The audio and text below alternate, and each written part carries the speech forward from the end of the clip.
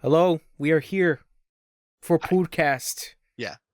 It's Yeah. been A year. it's been almost a year. Like We've 4 we've weeks. been trapped in the multiverse, I've been learning playing about John Wick. I've been playing video games and reading books. Reading. Yeah. You read? I read a book. Are you well read? No. I realize how bad I am at reading. But reading is fun. Depends on the book. But anyways, Yeah, that's fair. what have you been doing? Fair. What have you been doing for this whole 8 weeks, 4 weeks? Small break we had, I guess, technically. Yeah. What have I been doing? What have you been doing? Man.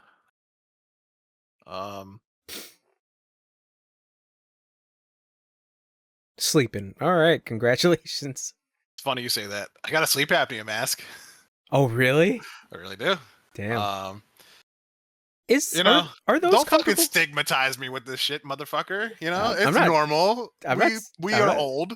I'm not saying anything. No, he hates me and the trans community. You heard it first. That's what he said. I don't know if that applies to the mask.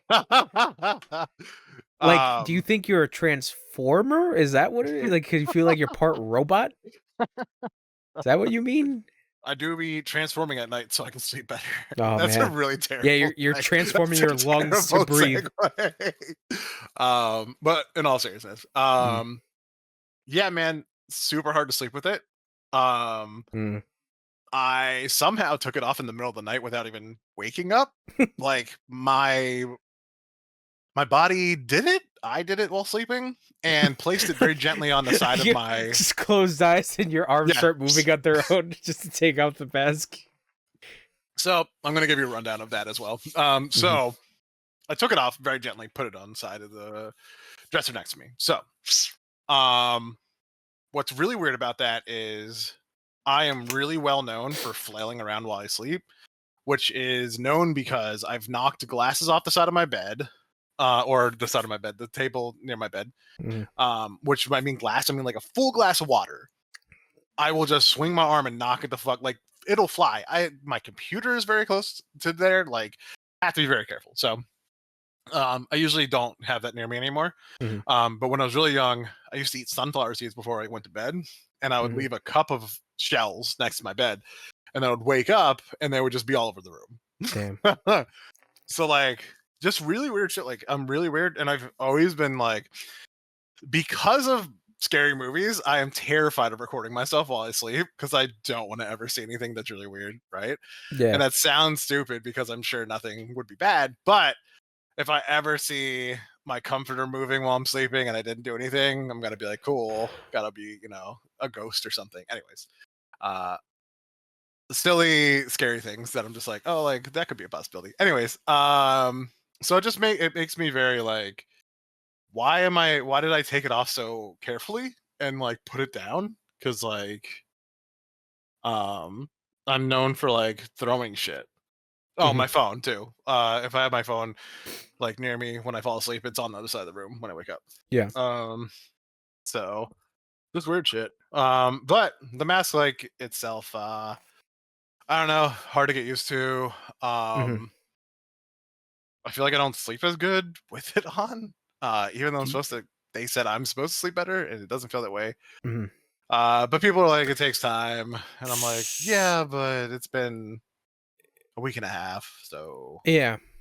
I mean, I don't think I have sleep apnea. I don't think I do. It usually has to do with your weight. Yeah. Well, I'm a big boy, but like, usually symptoms of that is that like you get like restless sleep, right? Like you just wake up in the middle of the night because like you're basically choking on. Yep. So I have bad sleep, and I've explained to them that I do. No,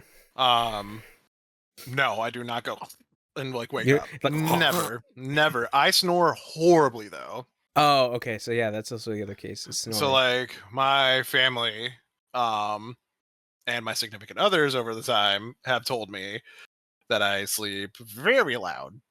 And that it's a problem. It is a problem, like for them, because it's super loud. So I'm like, yeah, okay, but like if I'm sleeping alone, like who cares, right? So I never really cared. Trying to think. So I don't know. I went to a doctor recently, and they were like, because I'm big, they were like, oh, you have sleep apnea. They weren't even. They didn't test me. They were just like, we don't have to test you, but we could. We know. Yeah. They were like, we know. They were like, people in your weight definitely have sleep apnea, and I was like, that's cool. I didn't think I needed to like get assessed by you, but you know, Yeah.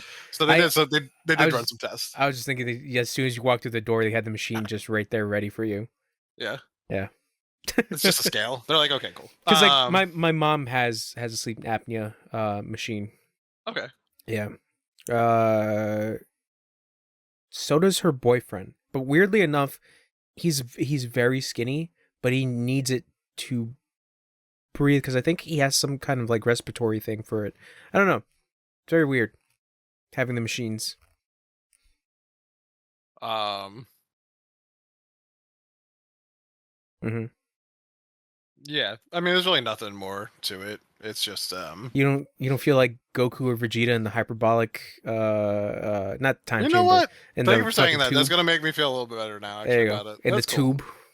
Yeah. I could design it too. I could put a little design on that. Yeah. Floating in the goo, in the water goo.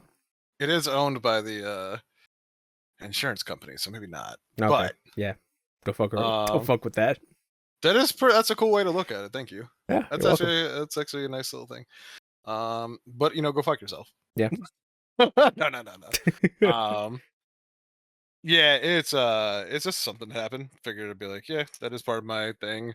That's actually a big part of the whole thing because I did a lot of like the time we were off. That's kind of like went to the doctor probably like 3 different times for it, and then they finally came through and were like, yo, let's put this thing in. And I'm like, cool. What else happened? Played video games. As you should. Man, a lot of League of Legends, you know. Are you excited for 2XKO? No. I mean, yeah, wait. No, yeah, because it's Riot. I have to be. Yes, I can't wait to give them money for skins, I'm sure. Yeah. There's gonna be a lot of skins. You were leaguing. So like League is like hit or miss all the time. Because like you have random people, you never know if they're gonna be helpful or not. Yeah. They tend not to be helpful, which is cool. But the past like 4 days, I've been playing with my brother and friends, and the people we have been getting matched with, like our party members, extra party members, have been very useless and unhelpful. And like their mindset when like we say like I could probably say things more delicately, but like I do tend to like deal with people very nicely, and like I kind of just hit like a point when I'm on League that I'm just like, yeah, no, I see your face, but I am. I'm like, I'm actually really fucking nice to people, and like I'm very nice understanding to these useless people.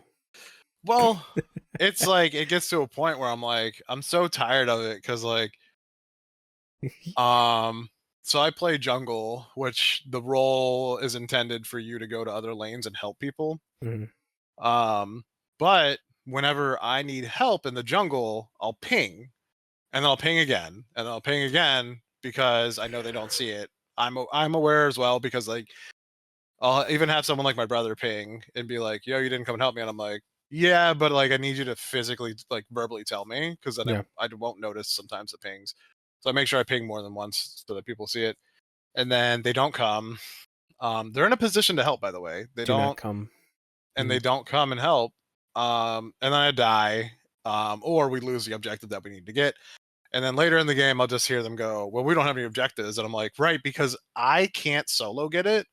It's a team game specifically because they're gonna go try to team outplay us, well, your team not helping me, team lead, teaming, team to team, you fuck.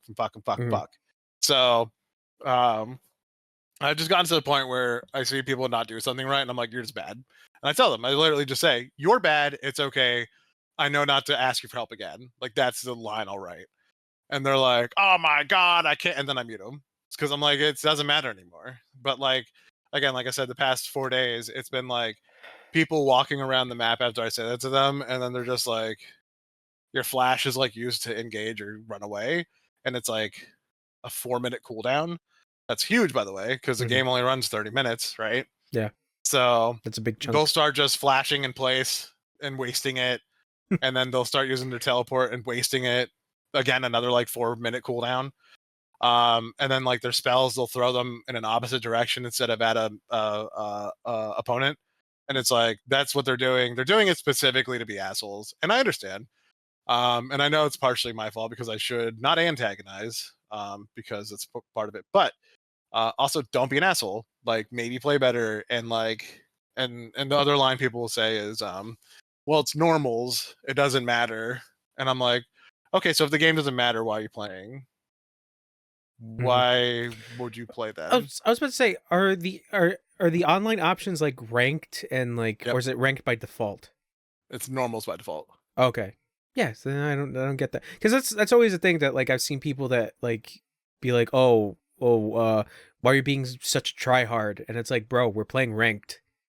Like, of course they're gonna play like the way I want to in a game that I'm trying to play competitively. Like it just, I never understood. So the lines we'll get is, it's normals, go play ranked if you want people to play good. And then when I do play ranked, because I do, I'll get people saying, that's why you're stuck in this tier of like what you're in. And I'm like, dickhead, you're here too. And then they're like, no, this is my alt account. And I'm like, you're part of the problem. This is why I'm stuck here, because people like you refuse to go play your main account, and you want to come in here and drag everyone to the bottom level so you can have your stupid ass other account stay wherever you want it to be. It's like, and they go into these games because they know they can do things like this. Ooh, this is a perfect talking point, because like there's a whole thing that's going on with Tekken 8 right now. Where people are essentially, there's a whole there's a word to describe people who just, they're called pluggers. Basically, the whole concept is they quit out the game after one win. Like, let's say your opponent is a plugger, you play him for like one match, and then he just disconnects just to keep his rank. So now Tekken had an update like a couple days ago, basically saying that anybody who's gotten like mass reports are going to see that their account has just gone back to beginner. Because like these people who were essentially plugging, I don't know why they don't call it unplugging, like unpluggers, because that's what they do. Because either they unplug the Ethernet cable or like unplug the power cord, but either way, they essentially like, the Tekken updated basically saying that like, oh yeah, anybody who's gotten like mass complaints are going to go right back to beginners and actually try to play the game decently. And it was funny too, because like on Twitter there was this account that I just scrolled by because Tekken was my big thing on my page, and one guy was basically talking about this guy that he's been playing with all the time, and this dude is a really big like plugger. It sounds a little racist. It sounds a little racist. It sounds very derogatory, but like, yeah. But the thing is that like this guy got mass reported on, and this guy, the plugger, would actually like take pictures of like, oh man, I just made it to the next rank. You know how it is. Can't wait to get out of work later and play some more. And the guy like goes into his comments being like, motherfucker, you unplugged every time we played.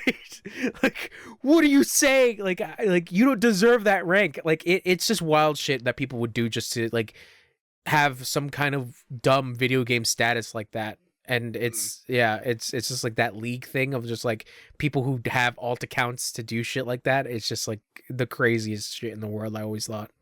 It's so stupid, man. And like, it doesn't even go for just League, but League is like, you know, like it or not, people can, you know, say it isn't or is whatever they want, but League is one of the biggest video games in the world. Yeah.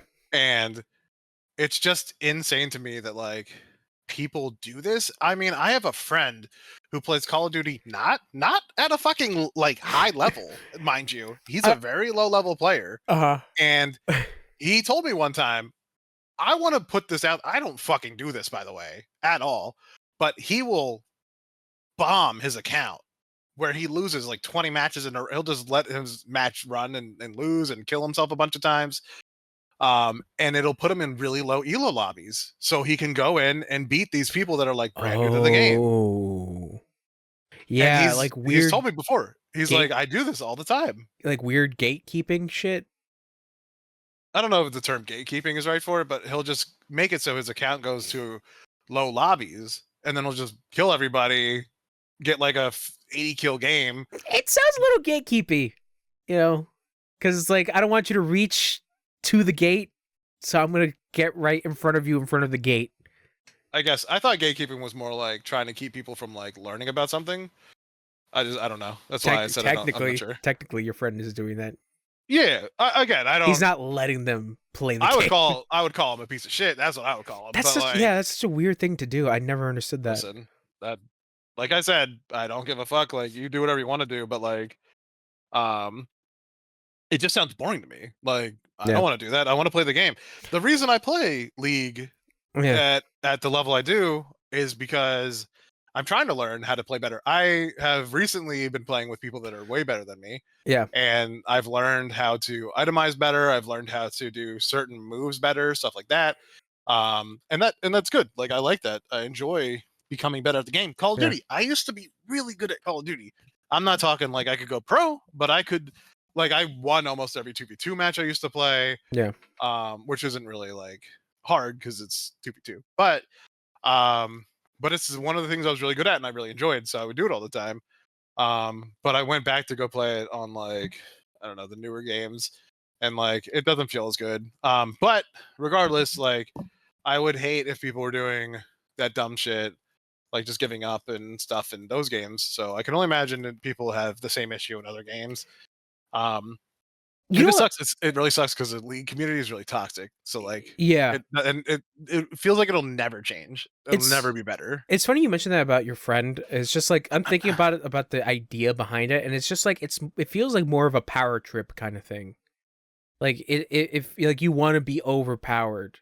Like some people have that feeling when it comes to certain video games, and like I guess it kind of like goes into the whole thing of like people using cheats to feel better about themselves in specific games, just to be better than everybody else, but in a false pretense. Which it's also really weird to me too, the cheating part, because I don't get gratification out of winning unless I've won. Yeah, like unless I won. You know? Oh, I have a story to tell you, but like once I get to my week, I guess. But sorry, no, you're good. Anyways, it's also noted to be like my friend doesn't do that anymore. That was like a few years ago when we used to play. He found out his shitty ways, and he's like, I can't keep doing this. He like stopped playing games pretty good. Oh, okay. He's like, I'm getting too good at these games. Nobody can compare to me. I'm trying to think. League. So yeah, League. Angry. You already know. Always happens. Yeah. Cloud9 won twice this week, which is good. That's why I don't think I could ever play League, because it just seems like too much. That's crazy, man. It's actually insane because like I was talking to my brother today because we played before I had gotten on here with you. And we lost a match, and it was because of this guy that didn't want to play. Literally what I just told you is what happened today. And like we ended the match, and he was like, my brother's like, do you just want to not play? And I was like, I guess at that point, right? Like I was talking to him, and I said that, like, I guess at that point, right? Like, do you want to play? And he's like, not really. And I'm like, we should probably find a different game. I was like, it sucks so bad because like, it's exhausting. When I did start playing this game 10 years ago, it was like life-changing type of shit where it's like, oh my god, this is one of the coolest things ever made. Yeah, you know. And it just feels like 10 years later, it's like it's still one of the coolest fucking games out there, and it just feels so bad to play it, and it makes me so sad because I'm just like, I want to play the game, and and I will. I'll take a break at some point, and I'll come back again like 6 months later, and I'll be like, oh, I forgot about League. Let's play League again, and then I'll have a lot of fun for a short time. Then I'll, so, I mean, we got done the match, and I was like, fuck it, let's go for another one. We got into the next match, and we already hated who the team was because like the other team was like a bunch of characters we just don't like playing against. So we were like, we'll see what happens, because I'm always willing to give my best try. Same for him. Yeah. We had our mid laner disconnect almost immediately and did not come back. So we were already down a person the whole time. And I was a jungler. The guy stole my buff in jungle, and I was like, I would be mad, but I'm just used to this, so who cares? And then I left that place, went to where my brother's playing, which is top lane, and I stayed in my top jungle the whole time and farmed just that, which is really fucking slow leveling and terrible. And so what I ended up doing was I just ganked my brother the whole time and helped him get like 12 kills, no deaths, and we just rolled the whole game by me and him beating everybody. And I was like, it sucks that it literally has to be a 2v9 or 2v8. But that's what we had to do. And we won. And it's literally insane that we won because the other team like had so many good champions. But we just fucked them. And I was like, whatever, dude. Like, if this is like the way I had to play, I'll start just literally playing through my brother and me. And everyone else can go fuck themselves. You should play Monster Hunter with your brother. I fucking hate you. I'll play with you. I'll play with you, and Wesley will play with you. He probably would like it. I don't really like that stuff though. It's fun. It's a good old time. I know you love it. I enjoy it. And that's the thing. I never really got into Monster Hunter until I played World like a lot, and I was just like, this is fun. No, Monster Hunter World was really cool. I just didn't have enough people to play with. And I think that's the key, is that you need a good amount of people to play with, because I remember I had really good times playing with Wesley. And then I played the game like solo thus far, and like it's still pretty fun, but like having a team hunting down a monster makes it really fun. Obviously, more people, more fun. Yeah, I played with you a few times, I think, but we never really did anything significant. Yeah. Also, you guys are just way better at the game. It's hard for me to go to a game sometimes too when it's like somebody else is like level 40 and I'm level 1. I'm like, now I gotta watch you do everything for me. And, yeah. Yeah. So. Yeah, that's how I felt when I played Remnant with you guys. Yeah, that's fair. No, it's legitimately fair. By the way, I need to finish Remnant 2. I'm halfway through it. Shit, I have not started it. I'll start a new character with you if you want. Yeah, I'll let you know when I actually boot up the game, because like I've been playing, like I just started replaying stuff and playing new stuff, and it's just been fucking hectic. You love the Japanese, I know. Yeah, I'll get to that. I'll get to that. So what else you got? Let's get away from the stinky leagueness. Yeah, fuck it. Nobody play League. Please play League and help me. What else did I play? I actually only booted up Destiny to test my computer. Because that's something I gotta talk to you about, because I'm sure you're gonna love that. Oh, great. Yeah, well, it's your fault, you piece of shit. So, Yes, it is my fault. So we know about Helldivers 2. That is true. That we do know. And I stayed in the queue one night. And Chonch wouldn't let me live it down. No. So he had written, because I couldn't get in. That's why. Dude, it was so bizarre because like the first time we got in, so that that means that it's just luck, right? Like we just got really lucky. So partially it's also on my end, because there was a lot of fucky shit that I needed to do with my computer to like at least get connected. But then it stopped becoming my problem when I actually started to get good internet, and the game was just like straight up, no, you can't, servers are full, go away, do not come. Yeah. No come. Do not come. And it's just like, God damn it, man. Like anytime I want to play the game, and it's usually with you or Wesley, it's like I can't, because like either you guys get really lucky, and then it's just like I can't fucking play because nobody will fucking leave. You know what's insane is actually Wesley is the one that was able to get in consistently, and I was not. I gotta figure out his fucking internet provider because holy shit, because I don't know I what think the. he has Verizon. He has Verizon. We talked about it the other day. You I also have Verizon? I have Verizon. Yeah, me too. What the fuck? Yep. This is the goof. But to be fair, like it's not just us. Like throughout the entire time we've been Everyone, playing yeah. this, throughout the entire time we've been playing this, like it's hourly updates from the developers being like, okay, we're fixing this, we're fixing that, we have to fix the server load, this and that. So it's like it's been ongoing. It's still ongoing. But the insane thing is that like they only have like one fucking server to do all this compared to like well, one is an exaggeration, but still, like, yeah, they said they had the capacity for it. They just had a cap on it. But that's the thing that drives me insane. Is just like this game is so fucking popular now, and I think that's kind of the other thing. Is that like, to be fair, I don't think they were expecting the game to be that fucking popular, but like. It's fun. It's genuinely really fun, and seeing the updates and seeing like all like the secret leaks and shit like that of like the mechs and the cars and like all the vehicles and shit. It's like that shit looks fucking dope and I want to play that. But will the game fucking let me play it? It's the other issue. And I think this is where like the whole thing of like of live service games like really hits home in a sense, because it's just like the reliance on the fucking servers working is the thing that drives me insane. Yeah, so they had explained I don't know if you care or not, but I'm just gonna say it. They had explained about like what happened, and it was basically there's code that says like allow this many people in. And it sounds like it would be really easy to be like, okay, just allow this many people in now, right? Yeah. But apparently it's not that easy. There was a lot more they had to work on to make it work. And it sounds like it was the code side of the things that they had to get done. Maybe I'm wrong. Maybe it was a mixture. I don't really know. They just gave like a brief statement about it, and they said basically there's code to be worked on. So that means like there's no immediate patch for it or no immediate fix. So that's why it took them so long.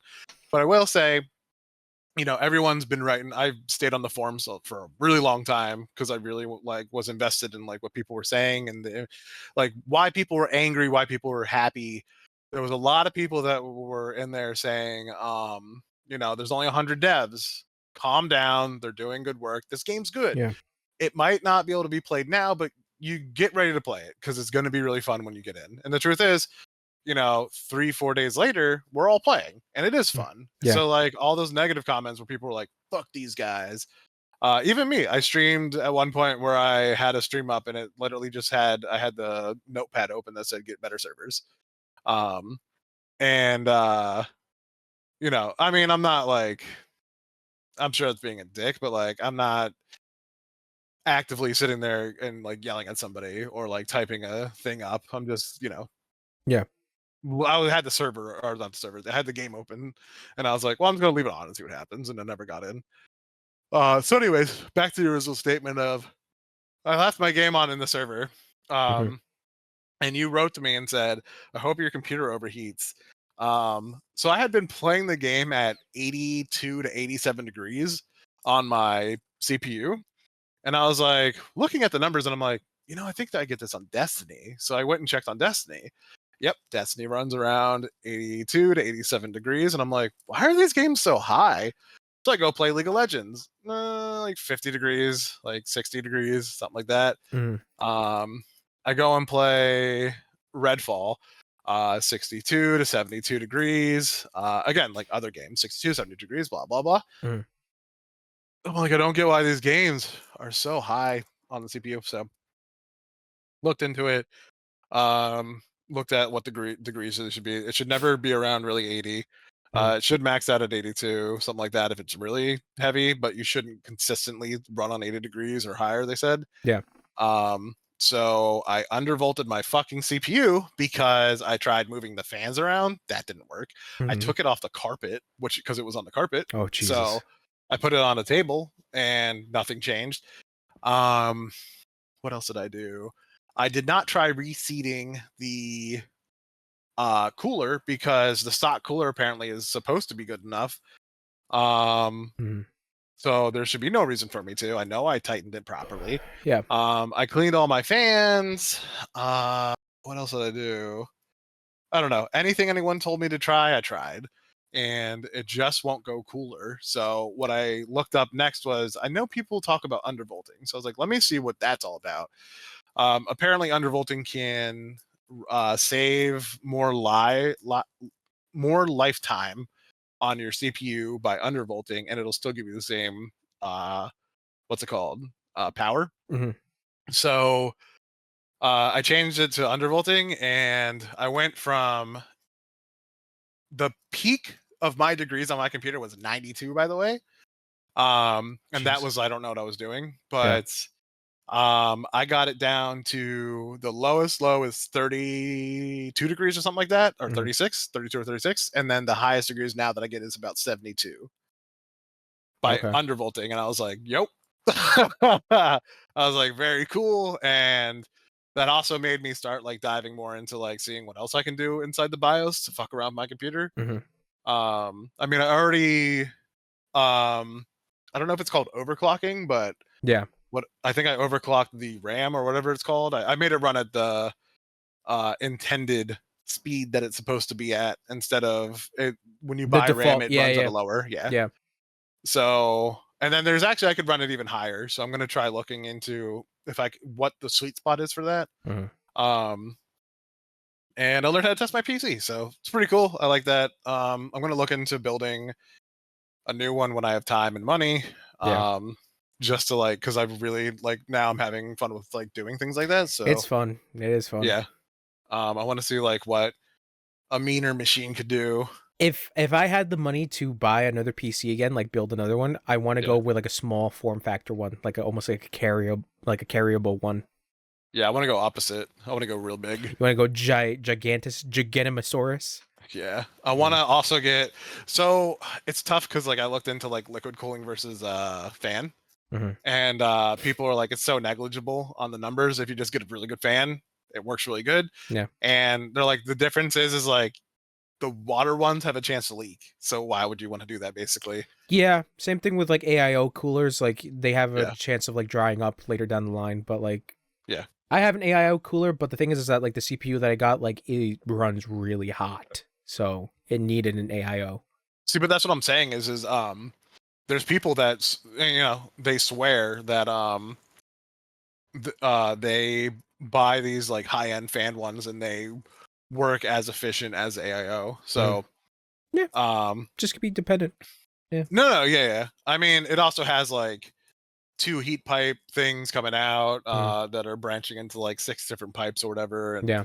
so it'll be interesting. I mean, I think that's what I'm like again, like depending on time and money, what I'm gonna end up doing is I would really like to get an fuck. AIO. AIO. And a really good fan and just see the numbers for myself. I mean, I know there's videos, but like I don't know, I like doing this shit. I want to do it. So Yeah. No, it's fun. um That's why I like yeah, watching like PC YouTube videos and like people bro, doing all the builds and time. shit. Yep. Fucking do you watch Linus Tool Techs or Tool Tech Tips or whatever? Linus Tech LTP? Tips, Yeah, just yeah, the yeah. tip. Yeah, I watch a couple things. I watch Jay's 2 cents, Yep. uh Gamers Nexus, Yep. and yeah, a little bit of Linus teching his tips. Yeah, I don't watch too much of him either, but I do really like Gamer Nexus and J2 Cents. I think I like him a lot because he's just really chill. Yeah. He seems like a nice guy. It was hard for me to get into him in the beginning, but I think it's because I watched a lot more shorts than anything. Yeah, it's weird because like a lot of people, it's the weird consumerism point of people in the comments being like, "Oh, he's so lucky he gets to spend all his money on that." And it's like, you do realize that's his job, right? Like, he has to spend that money. Also, like they send him shit all the time. That too, like he gets sponsored for shit, but like even then, like there are moments where like he doesn't want sponsorship from specific companies, and he's just like, "No, I don't want a sponsorship from you because you're a shit company." Yeah. So Yeah, I do like that. I think so. The reason I like Linus Tool Tips or Tech Tips, tech tips. Tool Tips, Jesus fucking Christ. Like, LTT. yeah, I want to say that, but I feel like an asshole or weird saying that. It's I okay. don't know, weird. So the reason I like his thing so much is the ones where he does like he did a computer from Temu, and I was like, oh, I really want to watch that because I'd never want to fucking buy their shit. Oh, that also reminds me. Austin Evans was like another one that I watched. I don't know him. He kind of looks like the rapper Logic, but with a bigger head. What the fuck? I'm gonna look him up. Oh shit. Okay. Oh, that reminds me. The one guy. This is the guy that like got me into like not really computers, but just repair because like I really like repairing my I repaired my PlayStation 5 when I had issues. It works. I repaired my controller. It works. Like I've repaired a bunch of. I've repaired my friend's limited edition Nintendo Switch controller, which is really easy because those are way easier to take apart. But I fixed it, so he still has that thing. It's original. The one thing inside of it isn't original, but it works. So like whoever, if he ever sells it, the person won't be looking inside of it. He just wants that thing that works. Yeah. So the guy that had done that, what was the fucking dude's name? It's an old I guess he's not old, but he's an older white guy. And he does a lot of video game repairs where he'll buy like a batch off of like eBay. Yeah, and he's like, "Oh, I repaired like 10,000 fuck. I know, but like the five, I bought like don't do that. I bought I bought like a pallet of broken PS5s. Let's see if I can. Let's see if I can. Yeah. I forget his name. Like something fix something like that. Yeah, I know who you're talking about. He uses iFix products. Yeah, and in the background he has like a TV to show you like the specific things that might be wrong with it. Yeah. He's so cool, man. I love him. Yeah. No, I like those restoration or like fixing videos. I would have never known about BW 100 or something, or 150. Yeah, the liquid that you use to clean. Yeah, I bought that shit, dude. Oh my god, I sprayed on almost everything. Yeah. But anyways, I've been really into like computer shit currently. I mean, I've been doing it for a while, but like the computer side currently. And I built my PC recently, and that shit runs well, except for the degree issue. I mean, the GPU works really well. And I just looked up last night because I had seen someone did a custom backplate for Dragon Ball Z. Do you know about this site called VTech? That sounds familiar, but I don't know. You can get custom backplates for your GPU, which fuck me, by the way, because I watched the video on how to take your backplate off, and it involves you doing a lot of things that could break your.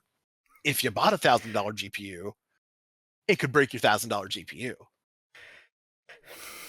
That's why I don't want to touch my GPU right at all. So what I was thinking is, because I really want to do. I don't know if I really want to get into that space of like doing over the top things and shit, but I do think I want to get into it, honestly. Like, I don't know. I don't know if I do or don't. I would say just get like a cheap GPU and like practice on that. Yeah. Yeah. So that's exactly what I was thinking too. I was like, all right, these backplates are like $40. I was like, I think that's fine. So I'm like, what should I test it on? And then I was like, all right, I gotta find like a cheap GPU that I can put it into a build, and I want to do like a small video, like a TikTok or something, and just like see how it goes, Yeah. So I haven't decided on the GPU. I got to do that later, and then I got to figure out the backplate because I don't know, like, because I want to do like almost like a kawaii computer. Just personally, I want one of those because I love like cute Japanese shit. So I want to do one of those for myself, and then I guess with this stuff that I have currently, I would probably just try to do another thing with that and like build it. My friend actually needs a PC, so I would probably build it up. Yeah. Perfect excuse to play around and build another PC. Right, and then I could easily give him like, it wouldn't have to be an expensive one, but I could give him like a cheap one, So I don't know. I don't like, who knows if that's actually going to like turn out the way I want it to, but figure out the design I want, and then I could do like, if I end up being able to do that, then I would, because I know the games he likes and things he likes, so like I could probably do something tailored to him and like try to give him like something he would be really happy with. Yeah. So yeah, who knows? We'll see how it goes. Other than that, I started playing Persona Reloaded. You weeb. No, you wanted me to play it, and I did it. So fuck you. Are you happy now? Are you happy with what you Well, forced me to do? that depends. How did you enjoy your time with it? Yeah, so far it's pretty good. I really Okay. don't like that. I like it. Opening fucking scene is a girl holding a gun to her head, going, "I can't do it," and It's I'm like, Jesus fucking It's a pretty strong scene. I remember the first time I played that game on my PS3 through the PS2 emulation. And I'm just like, holy shit, we're doing this. And then like the game explains like why she had the gun to her head, and it's like, Wait, oh, this game okay. came out on PS2? Okay, so this is the remake of that PS2 game. Yeah, but this game came out all the way back then. Yeah. Yeah, Persona 3 was like the first Persona game on PlayStation 2. How did people not lose their mind about their kids playing that? No, there was controversy. Was there? Okay. Yeah, especially with the gun holding stuff.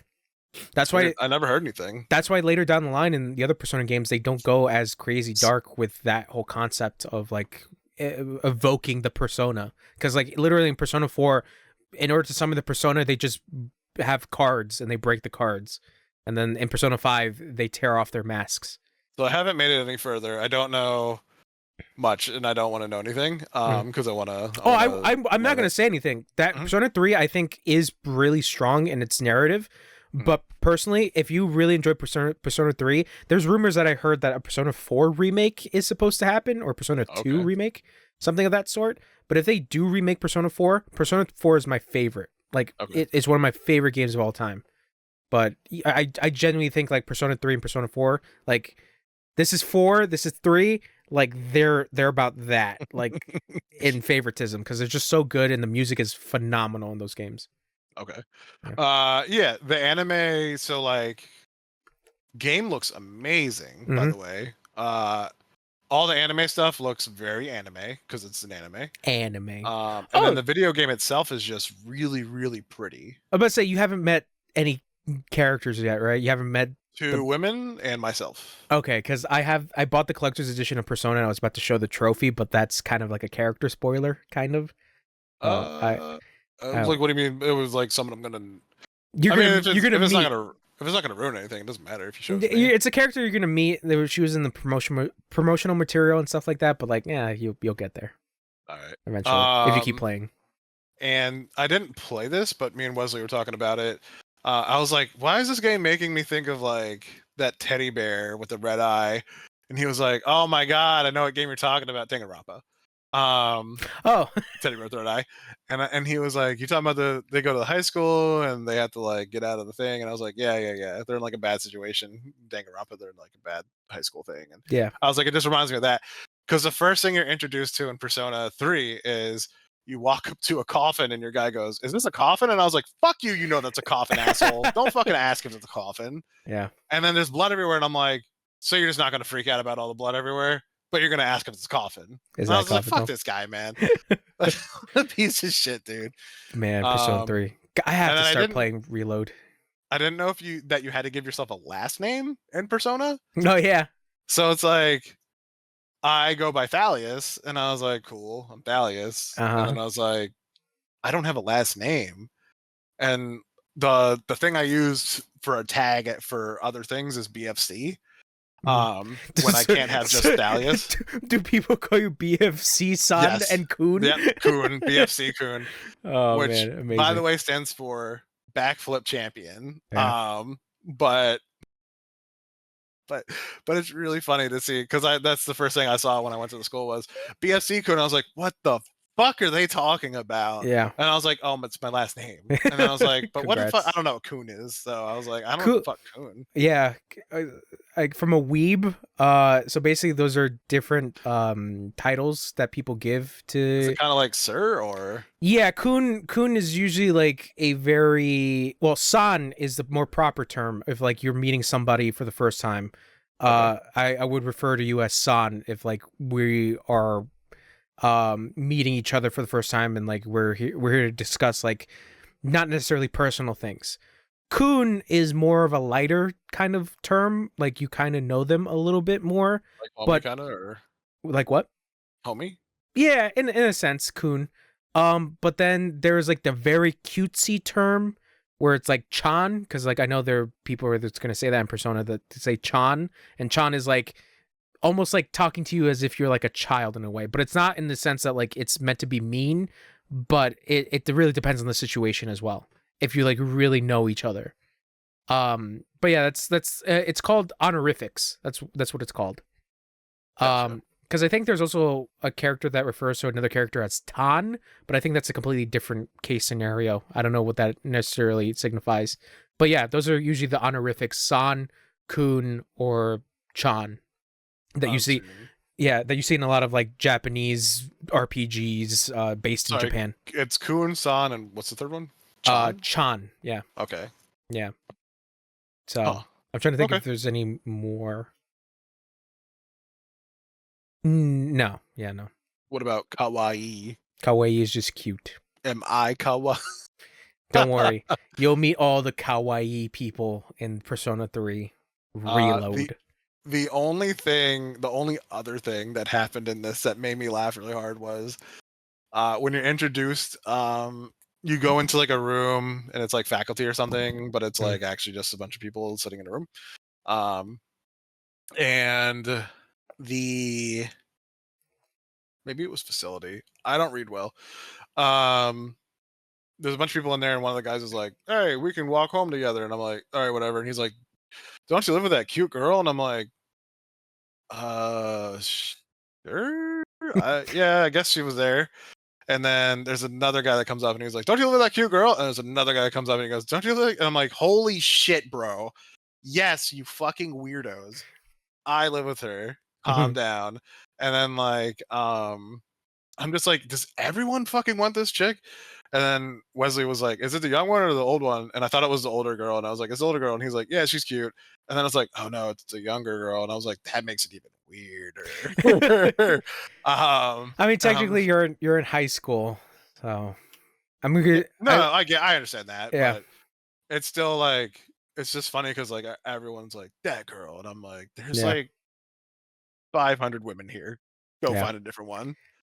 Wait Uh, until you get to the dating sim part of that game. yeah. Yeah, Uh, good I time. don't know. Good time. It's genuinely like those games are really fun because obviously, you're kind of like doing this whole work-life balance thing of like the main game itself, but also your personal life stuff, which Yeah. adds to the gameplay. But like, yeah, I hope you enjoy the rest of your time with it. Yeah. I really should boot that game up. I've been debating whether or not to stream it, but like, there's so many JRPGs coming out, bro. Or so many JRPGs that are out that I just like have not gotten around to, and it sucks. So Yeah. The only reason I am streaming it, and the only reason I'm doing that is because the game itself, I've never played before, so I was like, Mhm. I think it's been a few times that like I've had people come in and they enjoy people playing something for the first time, and I'm just like, Yeah. I might as well stream it. I don't know anything about it, and like people come in and be like, "Oh, this is how it works," and I'm like, "Yeah, it's fine." As long as people don't ruin the story for me, I don't care. Yeah, yeah, yeah. So I'm excited to play through it. I didn't think I would have fun with it, and honestly, I'm having fun with it my own way because Mhm. like I was saying, like the coffin shit. I'm like, these people are so stupid, and like I know people will come in and be like, "Well, it's the story," and I'm like, Yeah. "Yeah, but it's still dumb." It's anime as shit. Yeah. It's Exactly, anime as exactly. shit. It's Yeah. not dumb. It's just anime. Yeah. Anime. It's good. Um, Yeah, God, that music. The music's so good in that fucking game. it is good, and no joke. Like while I was listening, and I was like, "Chunch loves this." I'm sure. Like in my head, I'm just like, the butt rock, the So whatever. I never played a Persona game, and then I remember I was watching a Let's Play talk about Persona, and I was like, okay, let me. I don't know. There was for some reason I was like on a kick of like listening to video game music, so I was like, let me listen to Persona 3's music, and I was like, oh my god, this is like really fucking good and really catchy, and I really enjoy it. And then Persona just signified the fact that like good video game music exists, and then that's went on throughout the rest of the Persona series and the rest of the Shin Megami Tensei series. Because of that fucking composer Meguro, he's so good at his job. He's so good and he just like is the staple for like any of the Shin Megami Tensei games because just how well he composes his music, because like they're so fucking catchy. So I'm excited to get eventually to Persona 3 Reload, just to hear the remix tracks essentially. Mm-hmm. So one day I'll get there. The music's great. I would recommend playing it. I mean, Yeah. do I recommend playing it? Do whatever you I want was to say, how far did you get into it? No, it's 15 minutes, 30 minutes. Hmm. I only did that because like I think I had a doctor's appointment the next day, Mm. and I just got done playing League, and I was like, I want something again. Remember, I just told you about League being all fucking with me. I'm just Yeah. getting tired of it. So I I was just like, want to play a single player game. so that was actually yes, that was like kind of the thing that I was Mhm. like, I want to play a single player game, but I was also like, I really want to play something that like will make me more happy. I Mm. was like, I don't want to play something that's like really fucking like I gotta like strategize and do all this stuff. Like, and I was looking, I didn't play it right away. I first looked at like Persona's like um Gameplay. what's not even just gameplay, but like I just watched a promotional video and they were like, okay, so like you're this person and like and then it showed like the RPG aspect of it, and I was like, oh, I kind of miss RPGs like this, like turn based and like getting to play that way. Yeah. Um It's like you've played so Pokemon. yeah. Yeah. You have a good time. But it reminds me of like Final Fantasy a little bit, like the way you get to fight. So Yeah. and I don't want to play Final Fantasy because like Yeah. I don't really have a good answer. Just kind of tired of it, even though I haven't played in a while. Mm. So I'm just gonna go through it and see See if you like it. see what the rest of it's like. Yeah, I mean, I already like it, so I don't have a bad feeling that I'm gonna find a reason to not like it. Mm-hmm. But I guess like what I'm ultimately excited for is just to like see the rest of the story, how it all plays out, and get into the gameplay part where it's like fighting and stuff too. Yeah, So, yeah, yeah. Yeah. yeah. Good for you. Finally, playing a Shin Megami Tensei game. Nope. I don't know if it really is Shin Megami Tensei or not, but It is. oh, okay. Yeah, but That's what Persona is. Personas are a spin-off series.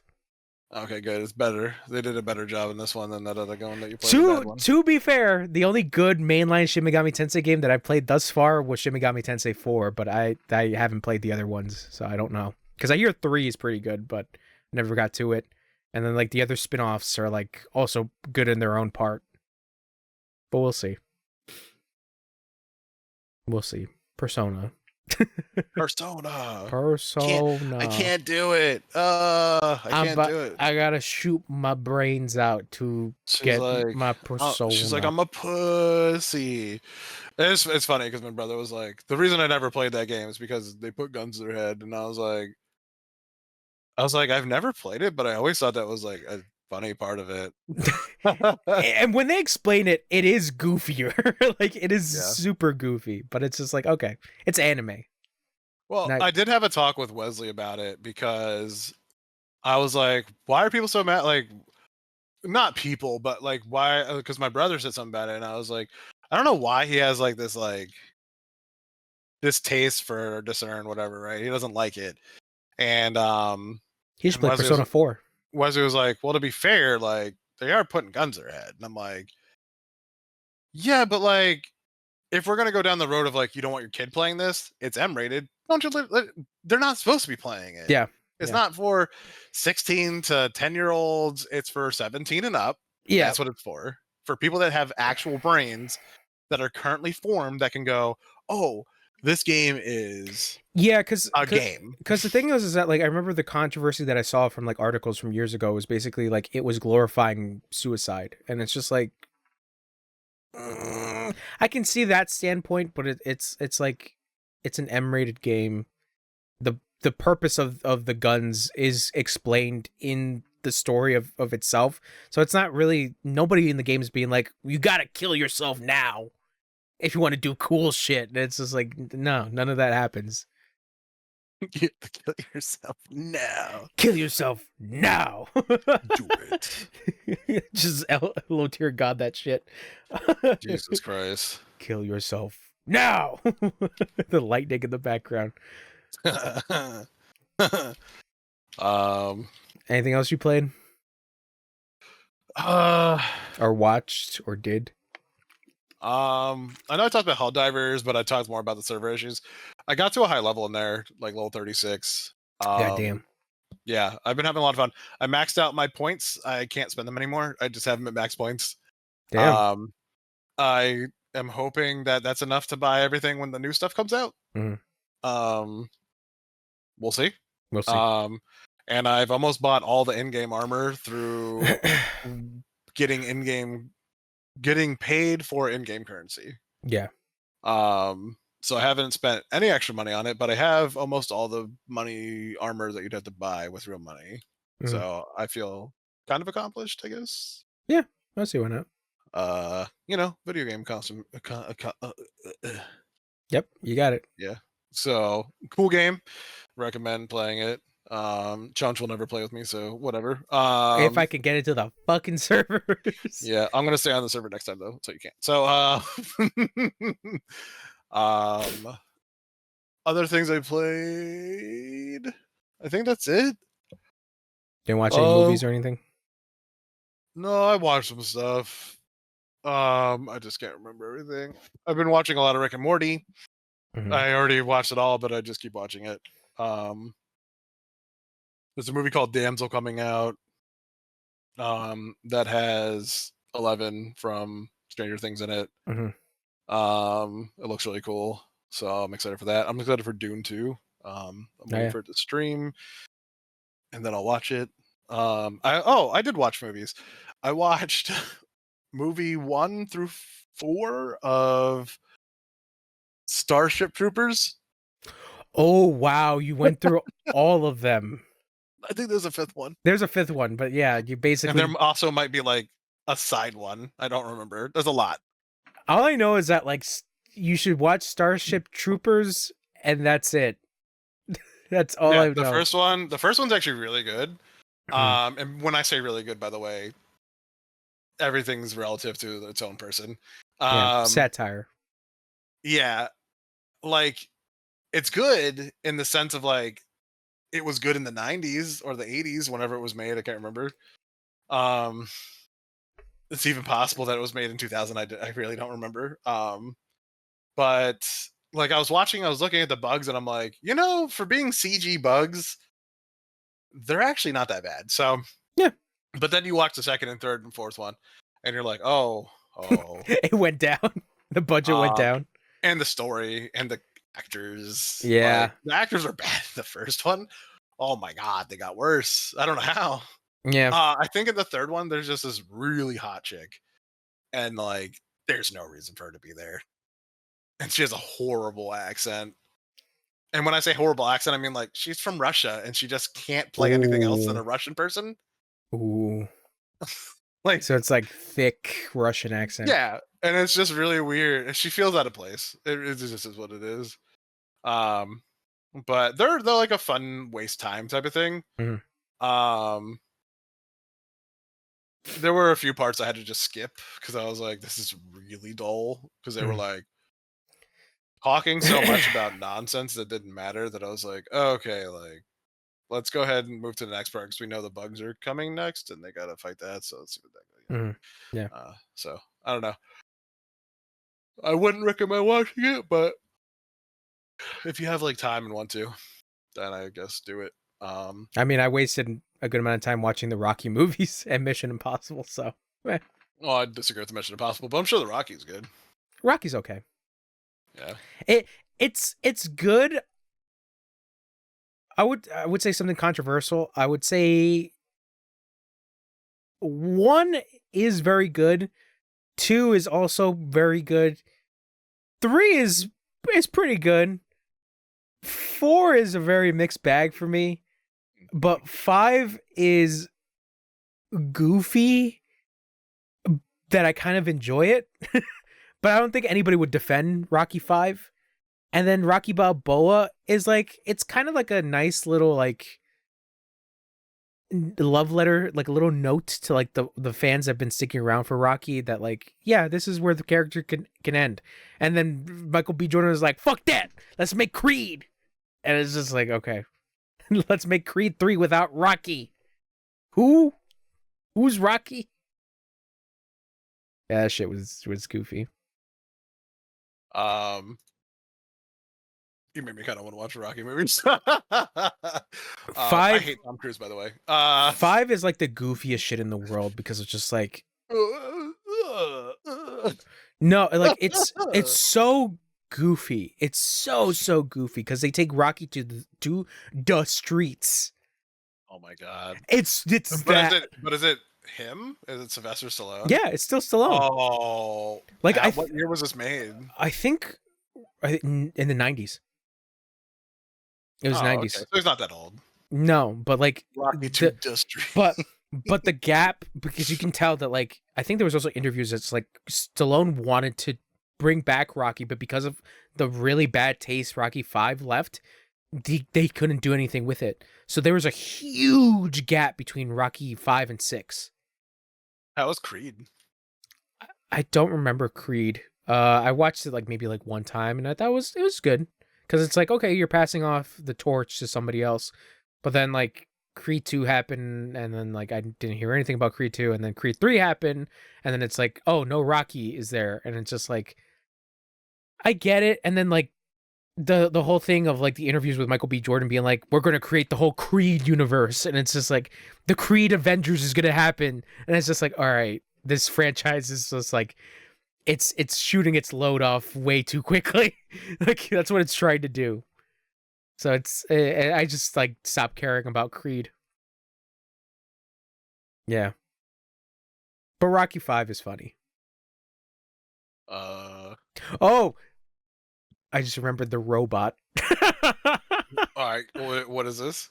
I think it might have been Rocky 5, where Rocky gets a robot butler, and like he gets it not for himself but for his brother-in-law, and his brother-in-law is just like an asshole to him throughout the entire series, and it's just like this weird like connection between these two of just like, are they really friends? Like it gets to a point where like it just like doesn't feel like they're friends anymore. And like obviously in Rocky 1, Rocky falls in love with Adrian, and it's just like Adrian is her brother is Paulie, the guy that is supposed to be Rocky's friend, but Paulie's such a fucking asshole. He's an asshole throughout the entire series. Even in the 6th movie, there's a huge thing that I don't want to spoil, but like when you get to the 6th movie, you're like, God damn it, Paulie. Let the man fucking grieve. Like let him have his moment. But I don't know. You'll get to that series. Hopefully. Down the line. I'll take a look at it. First one is good. Second one is genuinely also really good. And then the third one is pretty fun. And then the fourth one exists. Like, exists. Yeah. Do you have a place I can watch these, or they're not all in the same place? Yeah, don't worry, I got you. Because they were on Netflix for like a good bit. Like majority. Are they still not there? I don't think anymore. I think they might have been gone. I would say check again, but I don't think so. Here's the thing: Rocky 4 is not bad, but like Rocky 4 is weird because it was in the 80s, and it was during like kind of like the weird period of like where the Everyone's Russian trying to be really democratic. Yeah, and like the Russian scare was there, and like yeah, it's an insanely patriotic movie, which feels like really bizarre. Well, do you like being patriotic? I've seen Starship Troopers. Points gun at bug. No, and like a genuine like wonder, because like it depends. Yeah, it depends. Same, I think. Yeah, it depends, because it's like Rocky 4 is weird in that stance, because it's just like Rocky's just a dude, and he's like, obviously in the 4th movie he becomes a very good boxer, and people like he gets that status. But then like a big thing happens in Rocky 4, and it's just like, okay, it becomes this movie about patriotism, and like the weight on Rocky's shoulders is just like, it's not his problem anymore, it's the fate of America essentially. And it's just like, oh, okay. But like, to be fair, Oh God, what is his name? It's not Draco. What the? Barrymore. Is it Ivan Drake? Drago. There we go. That's his name. Ivan Drago, the villain of 4. He's interesting in the sense that like he is a man built to fight for Russia. It's just like this goofy shit, but still, it was made in a period of time where it just like, nah, it kind of makes sense. But the goofy shit is the main theme for that fucking movie. During the training montage, there's a specific song that plays that is just basically like outlining the tensions between America and Russia. It's just like it's so dumb. It's so dumb. It sounds really stupid. Yeah, you should watch them. That's why I really like the movies, because like they get like, the first one is obviously like, it feels very art housey in a sense, because it's just like it feels very to the ground, very grounded in reality in a sense, you know, besides the whole thing of like the world champion of boxing being like, I want to fight that weirdo. And it's just like, okay. But it's like, it's a very grounded film. And then the second one kind of like escalates a little bit. And then like the third one just like goes fucking super villain. And then the fourth one is big super villain. And then the fifth one is the streets.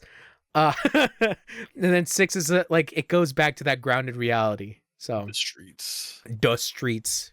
So silly. So dumb. So the reason I had asked about the patriotic thing is because there's like movies where like it gets like extremely patriotic, and for some reason I'm like, fuck yeah, man. There's even sometimes in like when sorry, I'm trying to think of the word. I'm trying to think of when I'm watching like the news and like we do some cool shit and I'm like, fucking America, dude. We're pretty dope. America does it. America Yeah. gets it done.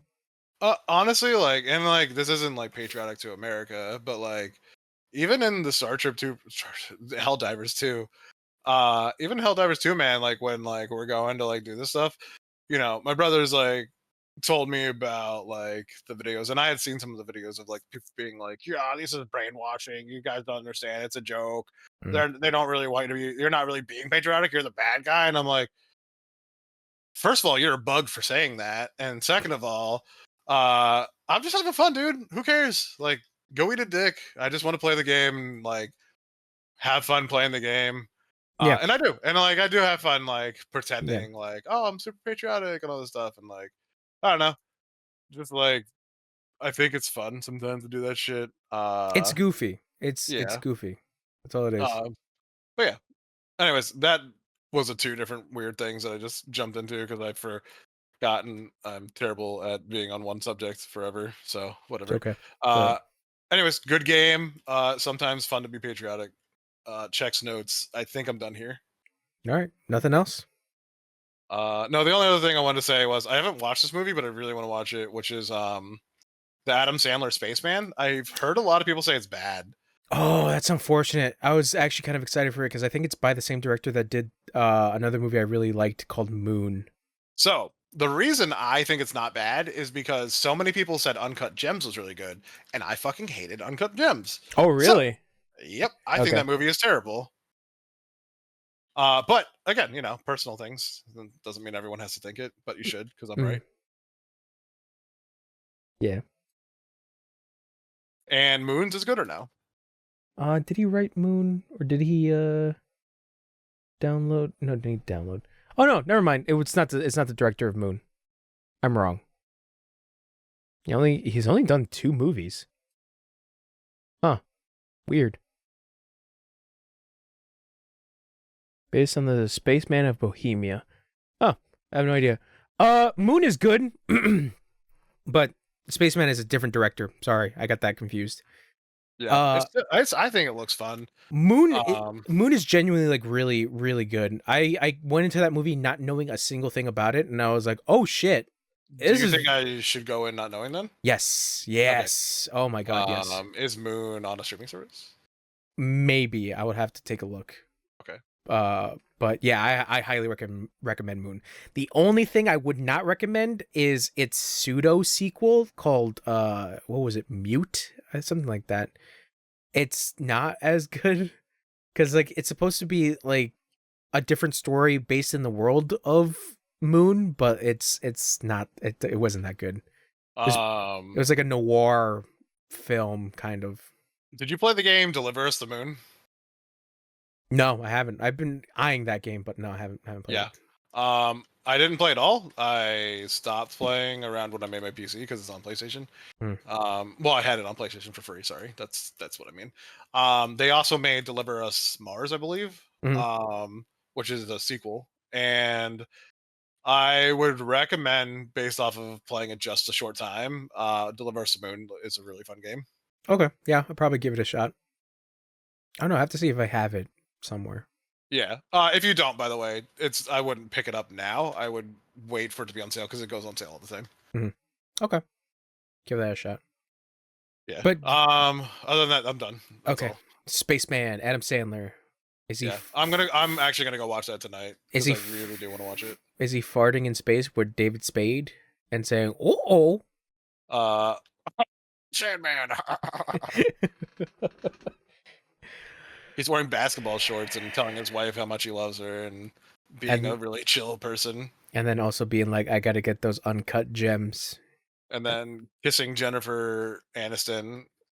Yeah, I definitely don't want to do that. being coupled with somebody really attractive. Oh, my wife is Salma Hayek, by the way. Oh, I love her so, bro. Never mind. So, Anyways, or my wife is Kate Beckinsale. I would really like to point out, by the way, do you know who Mary Tyler Moore is? I don't think so. Okay. She's a actress from a time period, like I want to say the 50s. 60s might be the right one. I don't know. She's very old. She did show. I think she did the show with Dick Van Dyke, the Dick Van Dyke Show. Jesus Christ, I was watching the other day and I was like, she is so fucking pretty for her time. Like, she is a very attractive person. And I was like, it's insane, man. Just didn't even, I never really think about it. But she is. Anyways, that's my time. Thanks. You're welcome. You would hit that grandma, is what you're telling me. Yeah, if I was like back then, if I was like this age then yes. Yep. Gotcha. I would definitely talk to her. That's back it. to you. That's it for your month, bro. Wow. Can't believe. There's a lot more. I've told you before, I'd never write anything down, so I'm very bad. I promise I'll start next time. I tried to write stuff down for the time we've been gone, but sometimes my notes just don't work. So like some stuff got deleted. But I think, like I mentioned, I read a book. I finally finished reading The Colors of Magic, or The Color of Magic. It's good. I really enjoyed my time with it. It's very funny. It's very I really enjoyed just going on the adventure of the main characters. And it's funny because like I was seeing reviews or like just like forums and stuff like that of people being like, "Oh yeah, the writer hates his first book." And because like there's a lot of retconning he does like midway within the book, because the whole setup is like there are two main characters.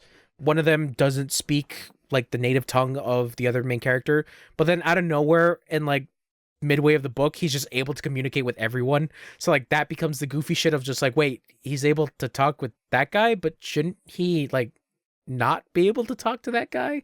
Like there's goofy shit like that where he essentially just like retcons certain things within the book in the span of that book. But it was fun. I plan on probably reading a little bit the rest of the series of that specific, because like the Discworld books are set in like there's a couple books in each saga essentially, so there's like 5 books in the current saga that I'm reading, so I have like 4 more books to read. So I decided to put that series down for a little bit, and currently I'm reading a book called The Sympathizer, which the reason why I'm reading it is because one of my favorite directors, Chan-wook Park, the director behind Old Boy, is doing an HBO series called The Sympathizer, and it's based off that book. So I'm very curious as to like, okay, what is the idea? Because the really interesting thing is essentially Robert Downey Jr. is in that series and he's doing an Eddie Murphy where he's like playing almost every other character. So that's why I'm like very interested in like that show in itself and also in the story. So I'm like chapter 5 of the book, and it's really good. Basically the whole premise of that is that the person that you're with along this journey is a spy, and basically it's during the near the end of the Vietnam War, the Vietnam War. And he's actually working for the communists, but at the same time he's in the United States military. So it's like this whole thing of like the reason why he's called the sympathizer is because he sympathizes with his enemies. So it's like this whole thing of like, you know, the human aspect of him is shining through the book of just like, I feel bad for doing this, or I feel bad for this, and like I can't condone this and this and that. Like it's very interesting from his perspective on that, and it's based off a fictional book, or it's a fictional story, I should say.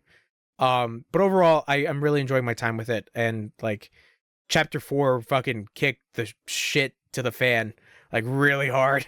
So I'm like, all right, I'm kind of in with the story. Funny enough, I did buy the Dune books. So I do want to read those eventually, but it's going to take a while because the sympathizer is like 400 pages, a little bit more. So I still have to get through that, and then eventually I will get to the Dune books, but they made a sequel for the sympathizer, I think like maybe a year or two back. So I eventually, when I do finish that book, I would like to start reading the sequel. And yeah, I'm started back up with One Piece. I have not completed the current volume that I'm in, but One Piece is still pretty good. It's still genuinely a really fun read. And not a book, but an audiobook. I finished Audible's rendition of The Sandman. Do you know about this? No. So do you know what The Sandman is? It's the comic series based from Neil Gaiman. No. Okay, so The Sandman is, I believe, a DC property. Neil Gaiman is, or Gaiman, I don't know how to pronounce it. He is an author. He's done American Gods, Norse mythology. Coraline is one of his bigger ones. The movie? The book. It was a book originally. Oh, okay. Yeah, read, bro. No, it's Disney Channel flow with it. Wow. It's a go ahead. Okay. His works are very interesting. I would say he is a Tim Burton-esque writer in a sense, but not as Tim Burton. Like he makes like kind of like somewhat gothic stuff in the sense. I really enjoyed Norse mythology. I think that was a really fun time because it's just him kind of giving his own rendition of like Norse gods story, like folk stories. And I listened to the audiobook of American Gods, and I didn't really like that series as much. It had a neat premise, but I didn't really enjoy it. So The Sandman is interesting because there is a Netflix show that covers some of the Sandman storylines. From what I understand, the Sandman, the comic run is essentially Sandman is in a predicament, and he kind of has to like, I would say use his powers, but like you kind of like go along with him on the adventure essentially. The really cool part about the Audible thing is that it's kind of done in like a radio show, like those old timey radio shows where it's like supposed to be like a play, but obviously it's done through listening. So who plays the titular Sandman is James McAvoy. It's really cool. So it's like you get like really big names in there, like James McAvoy, Kat Dennings. I'm trying to remember the other one. Oh fuck. Kat Dennings. Kat Dennings is in it. A woman? Yes, the woman. That sounded really weird. But you know what I mean? Like the chick from the TV show? Yeah, Kat Dennings. That's a really weird. Like, what TV show is she from? She's from that one with the two girls that like. I think it's called Two Girls or something. Yeah, I think it's just called Two Girls. Is it actually that? That's what it's called. Because I've never watched it. I don't know. She's in Thor. I just know what she looks like. Oh yeah. Okay. Yeah. Shit. Who is the other one? There was another like big name that I was just like, really? They got that guy? But it doesn't come to mind because like, they did the voices. Yeah, they did the voices. of certain. What They, the they fuck? they did voices of certain characters. So like, What book is this? the Sandman. And this is on like Audible. This is on Audible. Yeah, this is Audible original. Like, You're actually gonna have me listen to this, bro. it's That's good. insane. It's good. Like if you like comics, and it's essentially a comic done in like Audible form, which is the cool part. Or you can watch the Netflix show, but like obviously those actors are not in it. Oh, It's Kate different Dennings actors. is on the fucking book. I'm not. Yeah. I'm So- going into so, listen to the book. Do you want me to tell you who Kate Dennings plays? Yeah, I don't give a fuck. I don't know She- any of these people, so I don't know. She plays Death. She plays Oh, this- this is gonna be cool. yeah, like it's interesting because like okay, so the whole thing about the Sandman is that like the Sandman is basically an immortal being. And he's not a demigod. He's not like a demon or anything. He's essentially what they call like the endless, where Okay. he is a concept that will continue to live on forever because you know people dream, and dream is a thing that will continue to exist with any living being. So, really quick, just to go back to what you just said, he is a concept. He's not actually. He's not a god, but he is godlike, but he's not So like the way he survives is, or the way if there was nothing to ever think again or dream, he Mhm. wouldn't be able to exist. That's how he would not exist. technically, yeah, it would fuck up Okay. his realm essentially because Okay. the first two like I guess like act no, it's not an act, but like the first two like episodes or 3 episodes, they basically talk. I guess this is. Do you mind if I give like a minor spoiler? Oh, I don't care. I actually like this sounds interesting, and I don't understand it. So I think if you spoil it, I'm still not gonna understand. Okay, so basically, the first couple episodes is so the Sandman, his name is Morpheus. So that's his name, Morpheus. Is he an old black man? No, he's not. He's not an old black man. He's voiced by James McAvoy. But basically, right. but basically, what he looks like in the comics as well, he basically kind of looks like the Crow, in a sense. James McAvoy, by the way, real quick. This isn't the tennis player, right? That's John McAvoy, right? That's John McAvoy, I believe. Okay. James McAvoy is Professor X in the new X-Men movies. Oh, yeah, he played another guy too, right? He played in He was in Wanted but didn't he play the Angelina Jolie and Split. Split? Thank Yes. you. That's what I was thinking of. Okay. Yep. That's James McAvoy. I also know Wanted, by the way. Yes, I do know what you're talking Yeah. about that one too. Yeah, that's right. I do know things too. Okay. Okay. So basically the first 2 episodes, just to give the premise, is that these cultists want to summon death because the leader of the cult would think that if he controls death, he essentially will not die. So they perform the ritual and something appears, but it's not death. It's Okay. Morpheus. And they don't understand what exactly went wrong, but they're like, oh, we basically have an endless, a thing, a construct from living beings that it could be as powerful as death, but in our control, we could do whatever we want with it. But obviously Morpheus will not listen to them. So basically, because of him being taken out of his realm, really fucks things around the world, in which people are unable to sleep or unable to dream, or people are in deep sleeps, or people can, like, they just can't wake up. Like, there's weird shit that's going on in the rest of the world. So later down the line, it kind of like, you eventually get to the point where Morpheus is able to escape, and then he has to go on a journey to like find specific things that he needs to return back to his realm. And then they kind of like complete that within like the first couple episodes, and then it just becomes the Morpheus Adventures, where he's dealing with like other shit within like the realm of the weird crazy shit of that universe. And because of it being a DC property, another spoiler, they talk about the Justice League. So Honestly, it sounds like it would have been way cooler by itself. But I understand. They're trying to. yeah, It to be. I keep saying to be fair. but they do Yeah, sorry. they do a really interesting thing because of Morpheus being a concept, and his relatives being other concepts. So death is his sister. There's his other siblings, desire, um, despair, fate. Those are like his other relatives, and like they kind of get introduced into the first act because there's on Audible. There's 3 acts now, and they're really lengthy. Like the first act is like I want to say like 18 hours. So that's like a full ass day with that almost.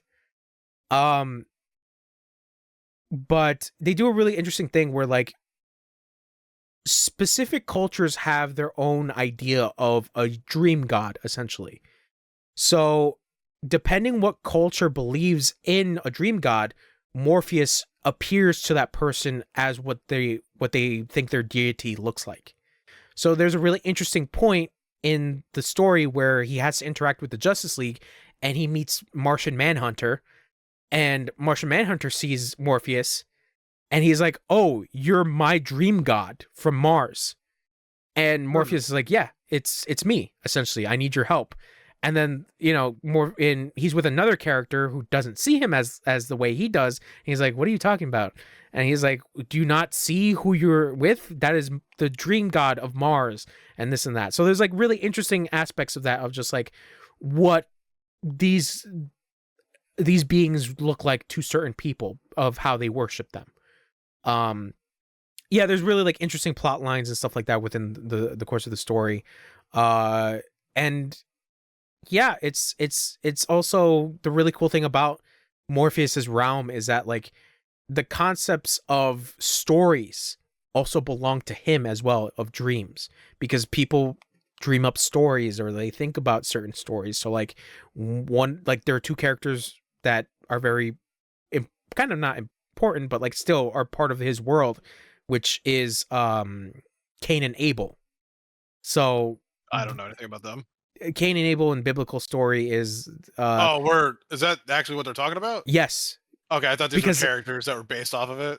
No, well, that's the funny thing, is that like in Morpheus's world, they're there because they were man's creation of a dream or like a circumstance or a story, and they belong in his realm essentially, which is like the crazy interesting aspect of that world of the Sandman.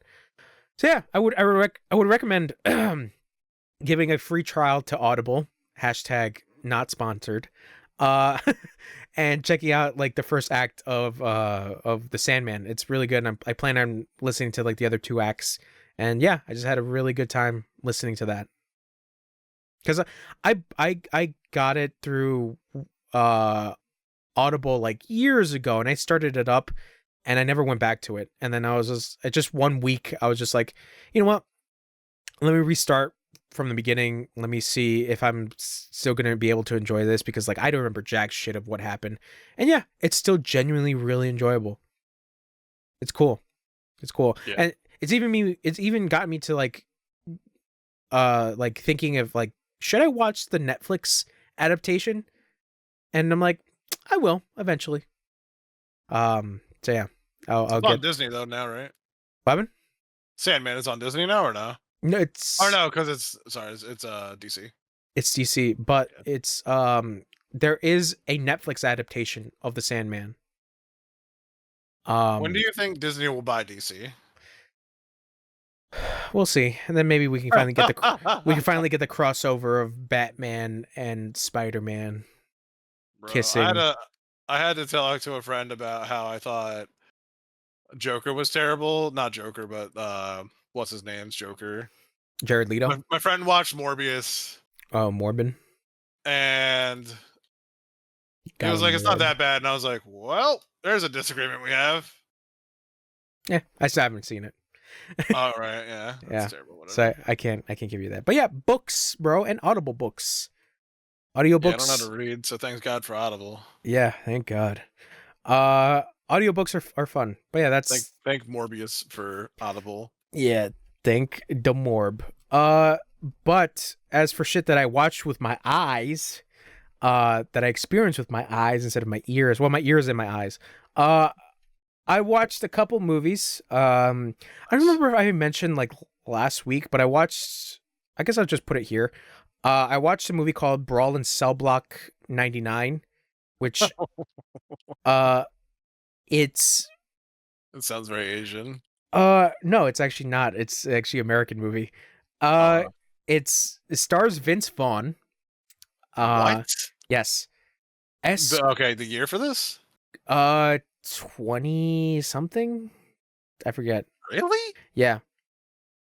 It's done by the director that did Bone Tomahawk. I believe I his don't name is know what that is. S. Craig Zoller or Craig S. No, I think it's S. Craig Zoller. Anyways, I saw Bone Tomahawk like a couple years back, and I really liked that movie. It's a really good like Western movie. Um, and then I was interested in the other stuff that he was like doing as well. So I saw Brawl in Cell Block 99, and I was like, okay, I'll watch it. I watched it, really liked it, really enjoyed it. And then he has another movie called Dragged Across the Concrete, which stars Mel Gibson. It's on Netflix and it's leaving, I think, in a couple days on Netflix. So I probably will give that a watch eventually. But overall, I enjoyed that movie. If you're interested in it, I think it still might be on Netflix. I could be wrong, but yeah, The Brawl in Cell Block? yeah, Brawl in Cell Block 99. Okay. It's good. It's interesting. And then I finally watched Fury, the Brad Pitt movie. Oh my god, I love it. I loved it. It's good. I liked it. I liked it more because of Shia LaBeouf. Shia LaBeouf really shines in that movie. He's How many movies have you seen Shia LaBeouf in that you're like, this is so good? Honey Boy, Honey Boy. Peanut Butter Falcon, I still have yet to see that. Fury. Like, It's I understand when he was younger, maybe he wasn't the best actor, but he's really grown into like a really good actor. Hate him, Yeah, love him, I don't give a fuck. I Like, think the Transformers movies really fucked up his career. yeah, and I think he also like, because like if you watch anything about him talking about himself, like he's self-aware for sure that he's a dickhead. Yeah. But like he's also a dickhead that's trying to work on himself. He may never be perfect, and that's okay. Like people also need to understand that perfection may not ever come, you know? I think he's one of those cases where, like, you know, I don't know, we don't know Shia LaBeouf personally, but it's just like, Right. I feel like it's one of those cases where he's trying to self-improve and like he's I trying think to make a change for himself. I think for people that feel like they're never perfect, you can see, and I obviously feel like that myself, because I'm talking about this a lot. But like, I honestly think like, you know, these people do exist where they're just trying their best, man. And like, he might be a movie star with a lot of money, but like, you know, this shit does happen, man. Like, Yeah. people have hard times, and whatever. I like Shia LaBeouf. Go fuck yourself if you don't. I don't care.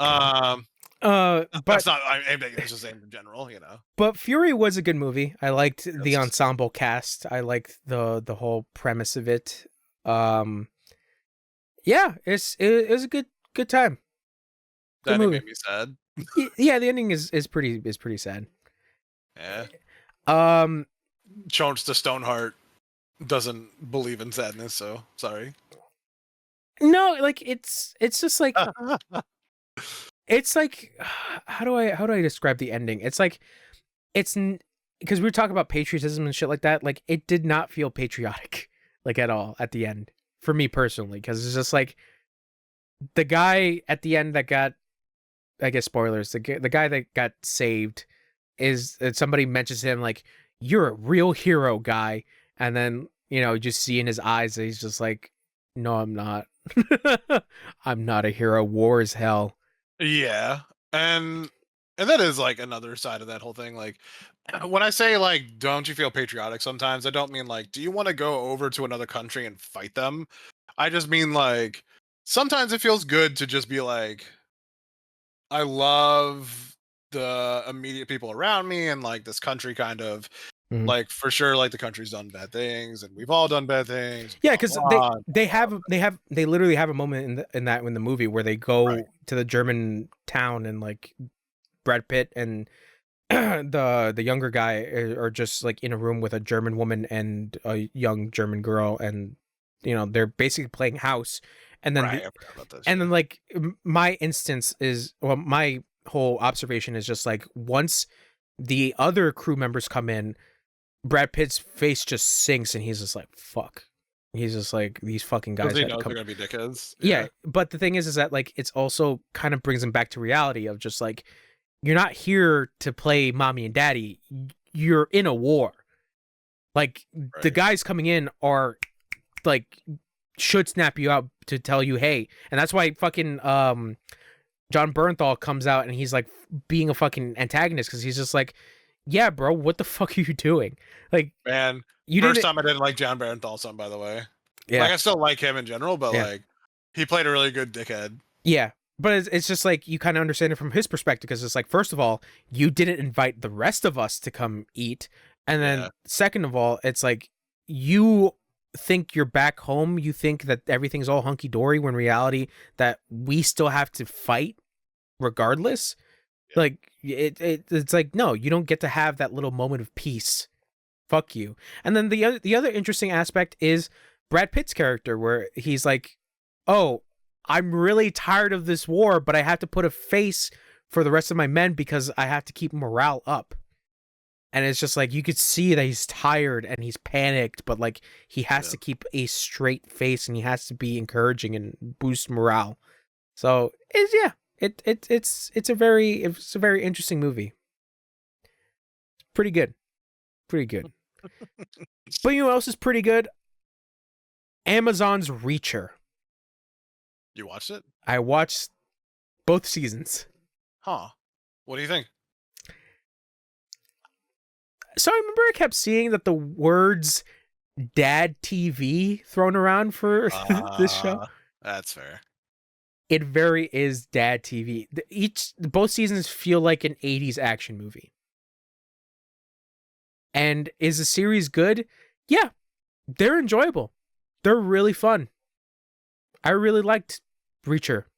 I really, really liked it. I'm very interested to see what they do in season 3 of Reacher. But it's going to be a while. Yeah, I would recommend Reacher. Yeah. The other thing I saw I finally saw it was a movie called Skinamarink. So it's a horror movie. All I know from it is that it's a indie horror movie that like really doesn't show characters, but you hear people in the house. Basically, the whole premise is that these two kids are home alone, and basically weird shit is happening in their house. And yeah, the movie is fucking tense and it's frightening. And there's a moment where I got creeped the fuck out, and it was just a goof. It's a very experimental movie, and it works. It really works. But I would not recommend watching it in the dark, because it gets really creepy. And then speaking about war and shit like that, there's another movie on my kind of like to watch list. Was a movie called Come and See. How Man, was that? man. So I remember when I finished watching All Quiet on the Western Front, and a lot of people were like, "Oh, there's another movie called Come and See," but it's from the perspective of I think the Bulgarians during World War II. And the interesting thing about Come and See is that it has the beginning of All Quiet on the Western Front, where it's like, all right, the glorification of war, but not necessarily through propaganda. It's a young boy's idea of what war can be, and like he's gonna be a hero, and he's gonna fight with the resistance and this and that. Okay. Literally, midway of the movie is where the movie just like everything starts to take a fucking dive down for this kid. Like every single thing. Have you ever seen Come and See? No. When people talk about how horrifying this movie is because it's like the atrocities that were recorded when the Nazis invaded Bulgaria, it is horrifying. Like I mentioned, the midway point is it just takes it just punches you right in the face of just like, hey, World War II was horrible. World War II was horrible for villages and for people that wanted to live a quiet life because motherfuckers, these and that's the other thing. In this movie, they do not make the Nazis sympathetic whatsoever. They make them fucking monsters. And this kid that you're that's what they are though, like that's what they are. And you know that you have some World War II movies that try to make Nazis a little bit like sympathetic, of just like, oh, I'm just following orders. I guess so, yeah. I'm just following orders essentially. But Yeah. in this movie, it's just like, no, they are monsters. They know what they're doing. They're having fun. They fuck with people. They kill people. They rape people. And it's just like, it takes it to like a fucking nth degree once that midpoint kicks in. Of just like, holy shit. And then the fucking like mind like plummeting of this kid that you're following, who's only like fucking like 14 years old or like 15, is just insane. And then like by the end of the movie, you see this kid and he looks like a fucking middle-aged man. Like, I don't know what they did to his face to make him look older, but he looks like, you see that he is like worn, like he is worn out. It's a very nihilistic movie, and it's interesting because like the first half of the movie is like weird in a sense, like it's very like it's very abstract with certain shots and stuff like that, of just like it kind of gets unsettling at some points, because like there's a point where like it's just like focus on one character's face for like a really long time, and it gets like really uncomfortable. But then like once that second half of the movie kicks in, it's just like boom, boom, boom, boom, boom, horrible shit, horrible shit, horrible shit. And it's just like, oh my god, like just let me like chill out for a little bit. And the movie's like, no, you're gonna fucking sit here and watch the rest of this. Yeah, I can see why a lot of people would say that Come and See is like one of those essential like anti-war movies. Yeah, highly recommend. And then I watched the movie Talk to Me. Yeah. That's a good movie. Good movie. It's a good movie. Yeah. It's a very good movie. I liked it. I love it. And then what else I watched? I watched a movie called Nocturnal Animals. It stars Jake Gyllenhaal, Amy Adams, and I'm thinking of a different movie. I lied. Michael Shannon. How is it? I really like Jake and Gyllenhaal. It's good. I kind of went into that movie knowing a little bit about it, and then like I watched the rest of it, and the ending, I was just like, yeah, it's a really good ending. I like that. I like that ending. But I usually like endings that kind of leave off into like an interpretation of certain things. Because basically the whole premise is Amy Adams is this very rich woman who is like an art she has like her own art shows and stuff like that, and she gets in the mail a package from her ex-husband, who is a screenwriter, and he's like, hey, he basically writes her a letter, and he sends her his newest screenplay. So basically she's reading the screenplay, and a good part of the movie is like the movie of that screenplay. But okay. The other thing that it does is that it kind of signifies like certain things, like some stories are based on like life events and stuff like that, which is the interesting part. Yeah, it's a really good movie. I would recommend it. I think I watched it on Netflix, or somewhere. I don't remember. I watched it somewhere. Speaking about hating uncut gems, I saw Good Time. With Robert Pattinson. So good. It is a good movie. It is a very good movie. Guys just having bad nights. The movie.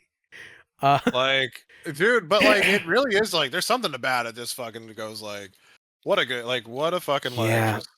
I think the other thing is just like Robert Pattinson as just like being such a believable like sleaze bag. Yeah. Like being super believable in that part. Yeah. Oh, also the other thing that I realized that like his brother is one of the directors. And he was also in Oppenheimer, which was the other interesting part. But yeah, Good Time was a good time. Like, it still gave me the uneasiness as Uncut Gems, but not to the degree of like where when I was watching Uncut Gems, I legitimately got anxious because it's just Yeah. like everything in that movie was just like anxiety inducing. Yeah, The end good. of that really got me fucked up. The Uncut Gems. Oh yeah, especially that ending. And then speaking of very good movies, also on my watch list that I finally watched, a movie called Train Spotting with Ewan McGregor as the main character. Um, Basically, it's a character movie where Ewan McGregor, Obi-Wan Kenobi, uh, Obi-Wan Kenobi, yeah, also known as Obi-Wan. also knows Obi-Wan Kenobi. Yeah, just for anybody that doesn't know who that is. No. I know why you did it. It just made me laugh because it's like also Obi-Wan, his alter this ego. very young Obi-Wan. Basically, it's a character study of a drug addict. And What's the you movie called? Train Spotting. Well, okay. It's a very cynical movie. The thing that surprises me is that like I finished the movie and I'm like, oh yeah, they made a sequel like not that long ago. So I'll probably watch Train Spotting 2, or it's called T2. But genuinely really good, like really good. I liked a lot of the stuff that it was doing, and it gets really cool with a lot of like the What was the drug. war movie name? I'm sorry. Come and See. I just want to write these down. So I'm good. Sorry. Yeah. But like it was such like a interesting movie, and like really funny at times, and just overall like really good. But it has that mindset of cynicism, of just like what life should be for certain people, and it's just like, yeah, it's like at the beginning, Ewan McGregor is not a sympathetic character. He's a dick. Like he knows that he's a dick. But you kind of, excuse me, you kind of see like throughout the course of the movie of just like how he tries to turn his life around, and like whether or not it is something for the better, or if he's able to turn around. So like the movie is just really good, I would have to say. It's a really good movie. And then I watched an Al Pacino movie. I kept hearing about this movie. I didn't know what it was. So I was like, I know a lot of people who like movies talk about this movie. It's a movie called Glengarry Glen Ross. What the fuck is this movie? I wouldn't say it's a drama. It's a really big drama. But the acting in it is really good. It's a 90s movie. It's really good. Weirdly enough, it was a cult movie. Like, it had a cult status. Like, not that many people liked it when it first released, but like later down the line, people really liked it. But I watched it. I really liked the movie. It stars Al Pacino. Oh my god. I'm forgetting the names already.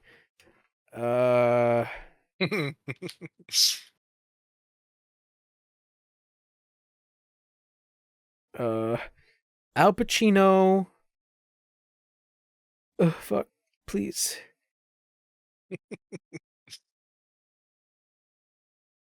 Oh god.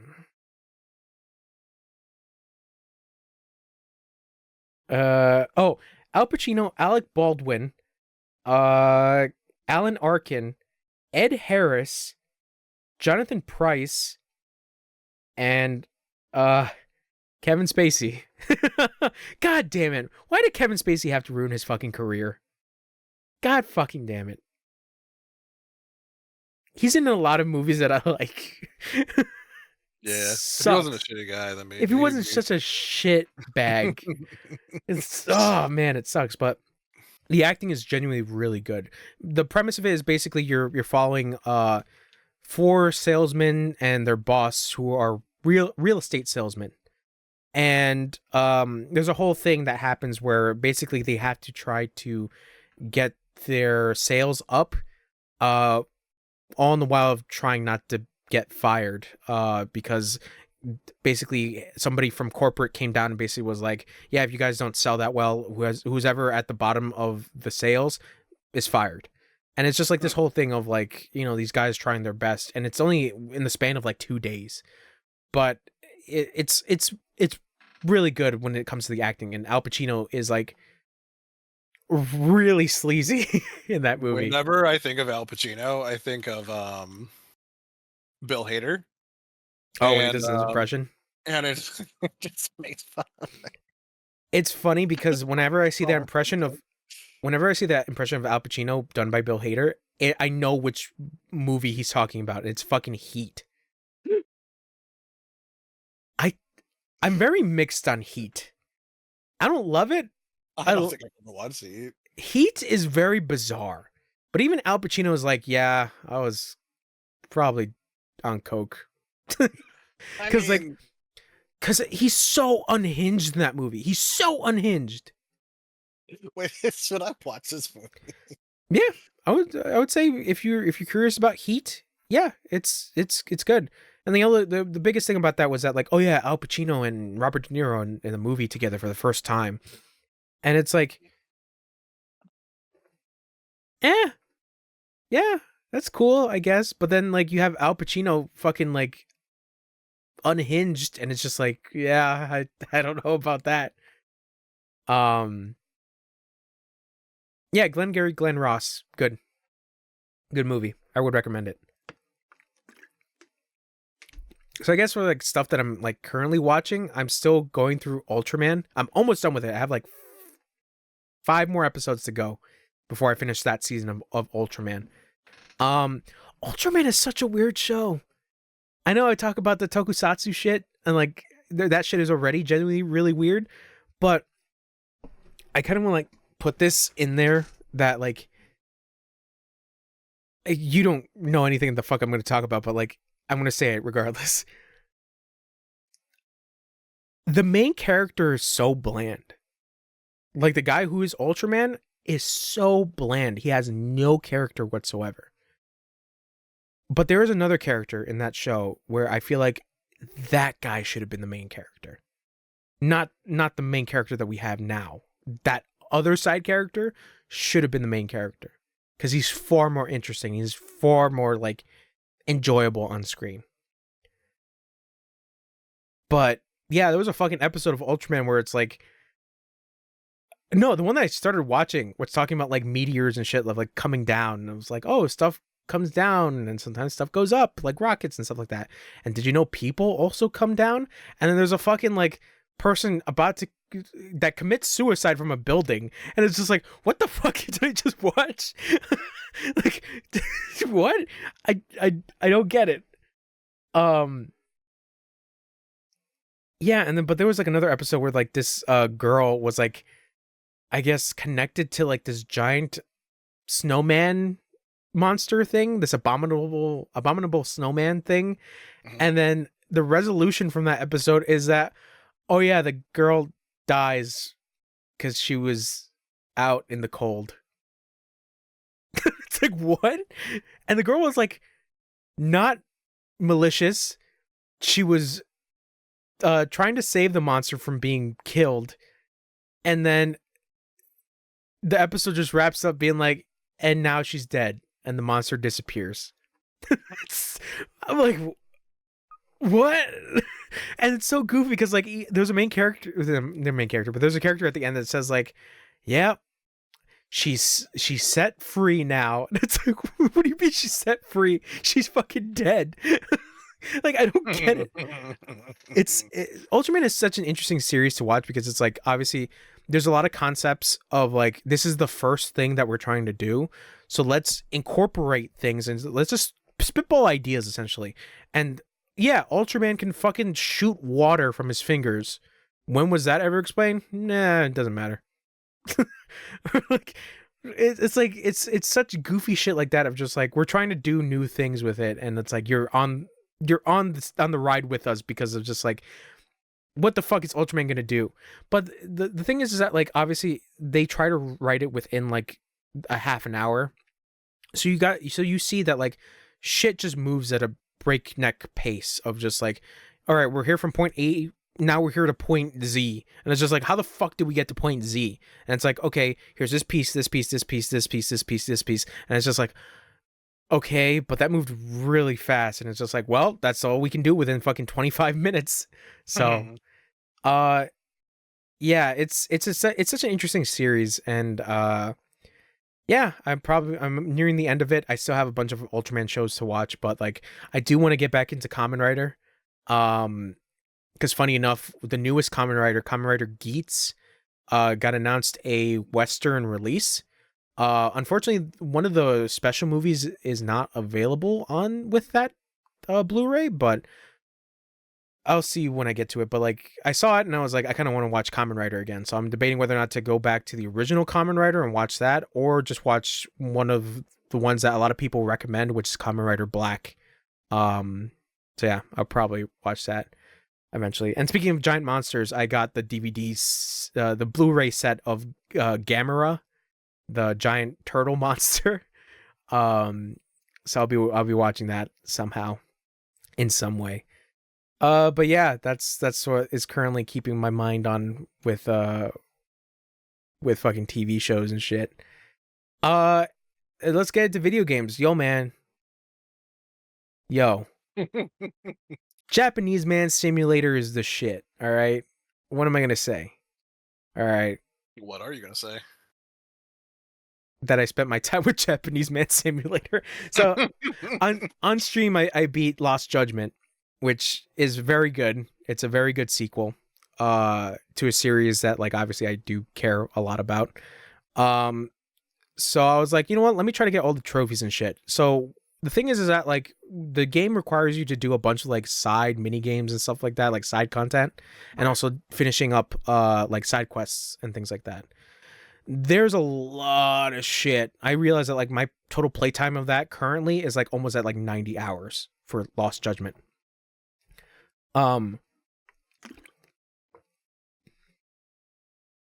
It's fun. And because of that game, I've kind of gotten into Mahjong. Mahjong's fun. Mahjong is pretty good. Yeah. Dude, I've been playing this since I was a kid. Really? You've been playing Mahjong? Yeah, my mom, we didn't have a lot of money when I was younger. So my mom would get a lot of these free, like, solitaire stuff like that. And Mahjong was one of the free games you would get with a computer. And my mom would play it all the time. And I was like, you know, I mean, was she playing like yeah. Was she playing like Chinese Mahjong or Richi Mahjong, which is a Japanese Mahjong? I'm not sure. It was just a piled tiles in the game. It was always called Mahjong. It might not be the traditional way to play it, but it's well, it's whatever you would get with the computer. There's a lot of different versions of Mahjong out there. Like, there's Chinese Mahjong, obviously, but then, like, the one that's in Judgment and, like, a bunch of the Yakuza games is Richi Mahjong, which is the Japanese version of it, which essentially is basically poker. So the entire time there's a whole thing where it's like you have to complete like these like requirements and stuff like that to get I get essentially to get the trophy for like completed everything. And it's basically play some mini games, and the mini games are Mahjong, darts, drone races, and shogi, which is basically chess. And yeah, like, there are cheat items in those games where you can, like, oh, you get like a full house in the Mahjong and like you win, but like those are like limited items. So in order to get the cheat items in Judgment, you have to like fight a lot, and then you get Full House is only on Netflix. Wow. So you have to fight a lot in Judgment, and you have to get SP, which is like your skill points. Yeah. And you have to basically spend the skill points to get the cheat pieces, but like it takes a lot of. Wouldn't like, SP stand for special points, not skill points? I'm done. I swear I'm done. Anyways, Mahjong. This guy's like, I'm gonna fucking. So Mahjong is interesting because like I started to actually learn the rules a little bit, and to the point where like when I didn't know anything about Mahjong, I was just like, let me look up videos. So I started looking at videos. I saw this video of this guy who plays Mahjong, like streams it as well. and he basically tries to give like a beginner's guide of like how to play mahjong as a beginner. And he's like, "Oh, why don't you like a lot of you play like a free mahjong game?" So I downloaded the free mahjong game, and sometimes I've been playing with that, and I'm just like, "Yeah, it's fun. It's fun when you win." Because like mahjong's rules can get like really complex, especially with like certain characters and stuff like that. But yeah, I've been trying to make an effort to actually like figure out mahjong. Um, but overall, like Lost Judgment is good. It's gonna take a while to actually get like 100% in that thing. So it's just like, eh.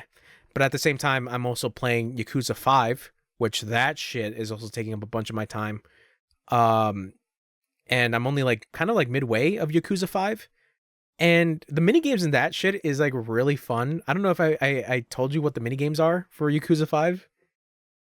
So you have a total of 5 characters. Um, 4 of them have like their own specific mini games. I haven't gotten to like one of the other ones because I'm only midway. So the first one you're playing as Kiryu, and Kiryu is a taxi driver. So his mini game is basically doing taxi jobs or street racing with his taxi. Um, those are genuinely really fun. And then the second guy you play as is Saijima, and his whole mini game is hunting. So the hilarious part is that like Saijima is an escaped criminal, yet at the same time, because of me like going fucking full ham on that fucking mini game, I got to like more than like 8 million yen just by selling like pelts and shit like that. Like this man who just escaped from prison is just like in context that I'm thinking about it, like this man just that escaped from prison is already a fucking millionaire. Like this stupid shit like that. And then currently the mini game for the next character, Haruka, is that she's an idol. So she's a pop idol, and her mini games are like essentially just like doing like idol handshakes or idol dances or like press conferences and shit like that, like really dumb stuff like that. But like I've been having fun with Yakuza 5 because there is an overarching story with it that is also interesting. And still on the Yakuza train, playing Like a Dragon Gaiden on stream. uh that game is a lot as well, and it's supposed to be one of the shorter ones because obviously it's a side story. But you saw on stream that I was playing fucking dress up with Kiryu. Uh, but off screen, I've been like doing the little toy car races, and I had to look up a guide because like there's a lot of shit that I would not like figure out. So I finished the toy car racing stuff, and when I get back to streaming, uh, I will. I recorded like the little events that happened, but yeah, it gets really involved with like the little toy car stuff. Uh and then yeah, it's just that's also a really fun time. I'm really liking it. So then that kind of adds to my predicament of like stuff to play later on stream. Cuz obviously I'm debating whether or not to Debating. debating uh to get Final Fantasy 7 Rebirth, because that's out, and but I still have like a Dragon Infinite Wealth to still play. Uh so because of me having that time period, I basically restarted playing Final Fantasy 7 Remake.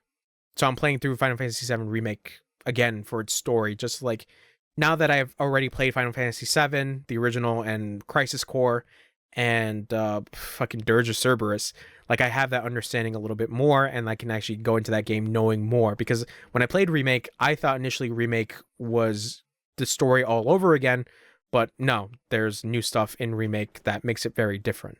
So it's just like having context of the older stuff really helps when playing through Remake. And I also want to go for like all the trophies in Remake just to get that out. But like once I'm done with Like a Dragon Gaiden, I will probably play the Yuffie DLC that came out for Remake, just so I can get that out of the way, because that's also a lot shorter as well. Uh, and I guess for stuff that I didn't really complete that many games. I basically just like I'm still kind of in the middle of a lot of stuff. I did play some demos because there was the Steam Fest thing where they put out demos. So I played a couple demos. I played Pacific Drive, that demo where you're in like a car. I don't know if you've seen this. I did see it. It actually looks like a really good game. How did you feel about the demo? It's all right. It's interesting. It's very involved with its survival crafting stuff, obviously, because that's the whole point of the game. The mystery behind it is interesting, like the actual story thing. But I don't know. I'll probably wait a little bit because like that seems like something to get really involved into. Uh yeah, but overall, like I don't know if the demo's still up. If it's still up, then I would say check out the demo, but I think they probably took it off. But yeah, I liked what I played. The other thing that I did was another crafting game called Lightyear Frontier, which is a crafting game where you're on a planet and you have a mech, and basically you're doing like base building with a mech, and like you're going out for supplies with your mech suit and like getting rocks and trees and plants and stuff like that. I played like maybe like a couple minutes of it and I was just like, yeah, this is fine, but I wasn't really too caught into it. And then the other thing that actually I'm really interested in is this was I think announced at the Game Awards or something Jeff Keighley related.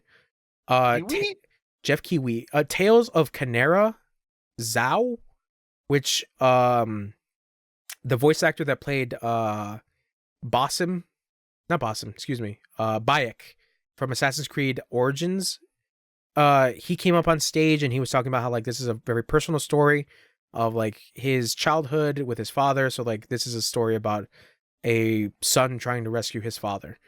And I really liked that demo. I really liked it. It's basically a Metroidvania game, but with like African oh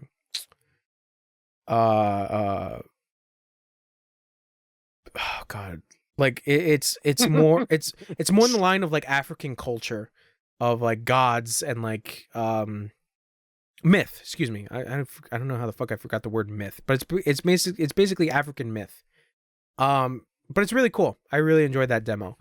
And then another demo that kind of like I was just like, all right, let me kind of see what this is, was a game called Indica. It's a European game, and essentially it's a nun who was kidnapped by a criminal and basically is on a journey with him. All at the same time, her conscience is the devil. So there's like weird moments where like a voice talks to you and basically tries to like get her to do like devilish things. It's like a very interesting idea. It's kind of like a walking simulator kind of thing, but like the interesting thing that like kind of blew me away was its music, because like it goes for like somewhat of like a chip tune kind of music, while at the same time all like the models in game are like 3D based and like they kind of look okayish, but it's very indie because like there's a lot of things that kind of don't look right. The other thing that kind of like was weird was you have a dog chasing you, but it's not a dog. It looks like a fucking bloodborne monster chasing after you. And one of the characters is like, "Oh, it's just a dog. Don't worry about it." It's like that's a fucking bloodborne monster. Sounds it was fucking horrifying because like it's like, oh, what is that noise? Oh, it sounds like a dog is trying to get out. And this fucking giant ass wolf monster just breaks through a fence and starts chasing after you. And it's just like, what the fuck? But it's interesting. I'll probably keep my eye on that game because like you also get like god points. Like anytime you do like a religious thing, because like you're a nun, you get like god points essentially. Like it's like goofy shit like that. But it's a very interesting game, and I'm very curious to see a little bit more of it. Yeah, that's basically it for stuff that I play. Let me see if I have anything on my PC currently that I'm playing through. Oh, I'm going through Dead Space again. The remake, just to like get like the secret ending thing. Just to get that thing over with. And yeah, so far Dead Space is still pretty good. Dead Space remake is a good time. I booted up Rune Factory 3. I only got like through the tutorial stuff, and basically that's a farming crafting game. Very cutesy and anime. And then yeah, Tekken 8 I've been playing a little bit more of. Tekken 8's good. Tekken 8 is a really good time. The other thing I wanted to mention was Peacemaker came out for Mortal Kombat 1, and I played a little bit, and Jesus Christ, Mortal Kombat 1 makes my fingers hurt sometimes because the button input it's fucking ridiculous. But Peacemaker is actually a really, really like fun character because it's just John Cena having fun as that character. Oh yeah, for sure. But I have not gotten into a fucking Street Fighter 6 because a new character came out, Ed. I want to check him out. And the other thing that I do want to check out as well is fucking DBFZ got its rollback update. But we'll talk about it in the news about why it's a little weird. Oh yeah, I remember. Yeah, I remember. Yeah. But yeah, that's basically it for stuff that I played. So just ongoing stuff and like stuff that I will Pacific get Drive to. I want to try for sure. Yeah. I don't know if that's actually his name, but yeah. Yeah, Pacific Drive. All right. Gotcha. So I think that's basically it. Bathroom break? Yeah, small break. All right, small break. We'll be right back. Okay, we have returned from the break. I wasn't done playing League. Wow. Did you win the championship? I won 2 matches in a row while you were gone. Yeah. Yeah, that's what I thought. There was another thing that I wanted to mention, speaking about Japanese Man Simulator. Playing through Yakuza, not Yakuza, Like a Dragon Gaiden.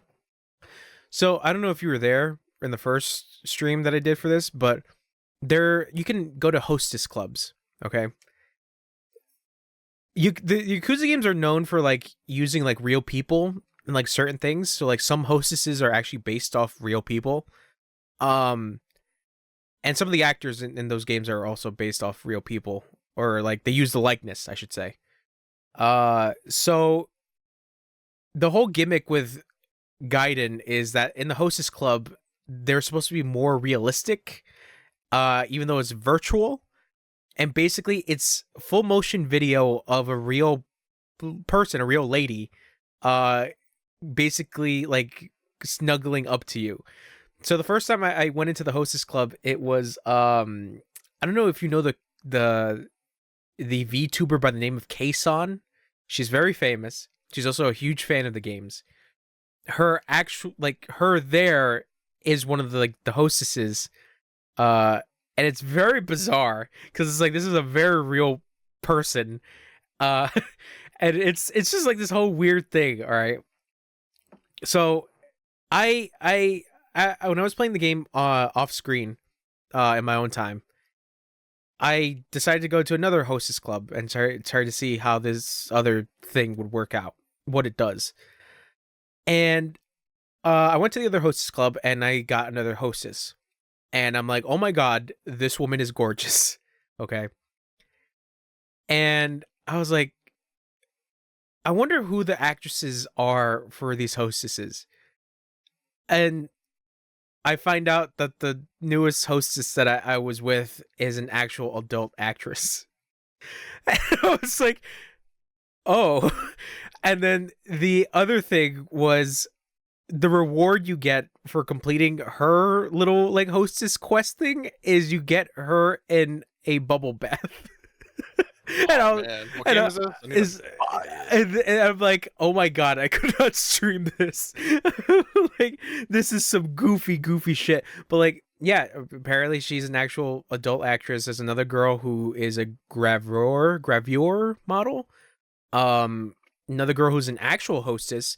And then Kson, the VTuber, and another girl who's an actress. So it's like crazy shit like that of just like, wow. Japanese Man Simulator hits again. Yeah, that shit was just wild. Wild. It was very wild. But I enjoyed it. I enjoyed it. Have you tried caissoning these nuts? Oh man, poor Kason. Have you tried caisson deroloing? It's it's so funny because like one of like the interaction questions were like, "Oh, what do you do for a hobby?" And she's like, "Oh, I'm into gaming and this and that." And I'm like, "Yeah, me too." But yeah, it's so it feels really bizarre because it's like it's just a filming of the actual person like trying to snuggle up to you. It's so weird. But those games are known to be very weird. I was trying to think if there's anything else I wanted to mention. Yeah, that's about it. All right, so let's get into the news. The news.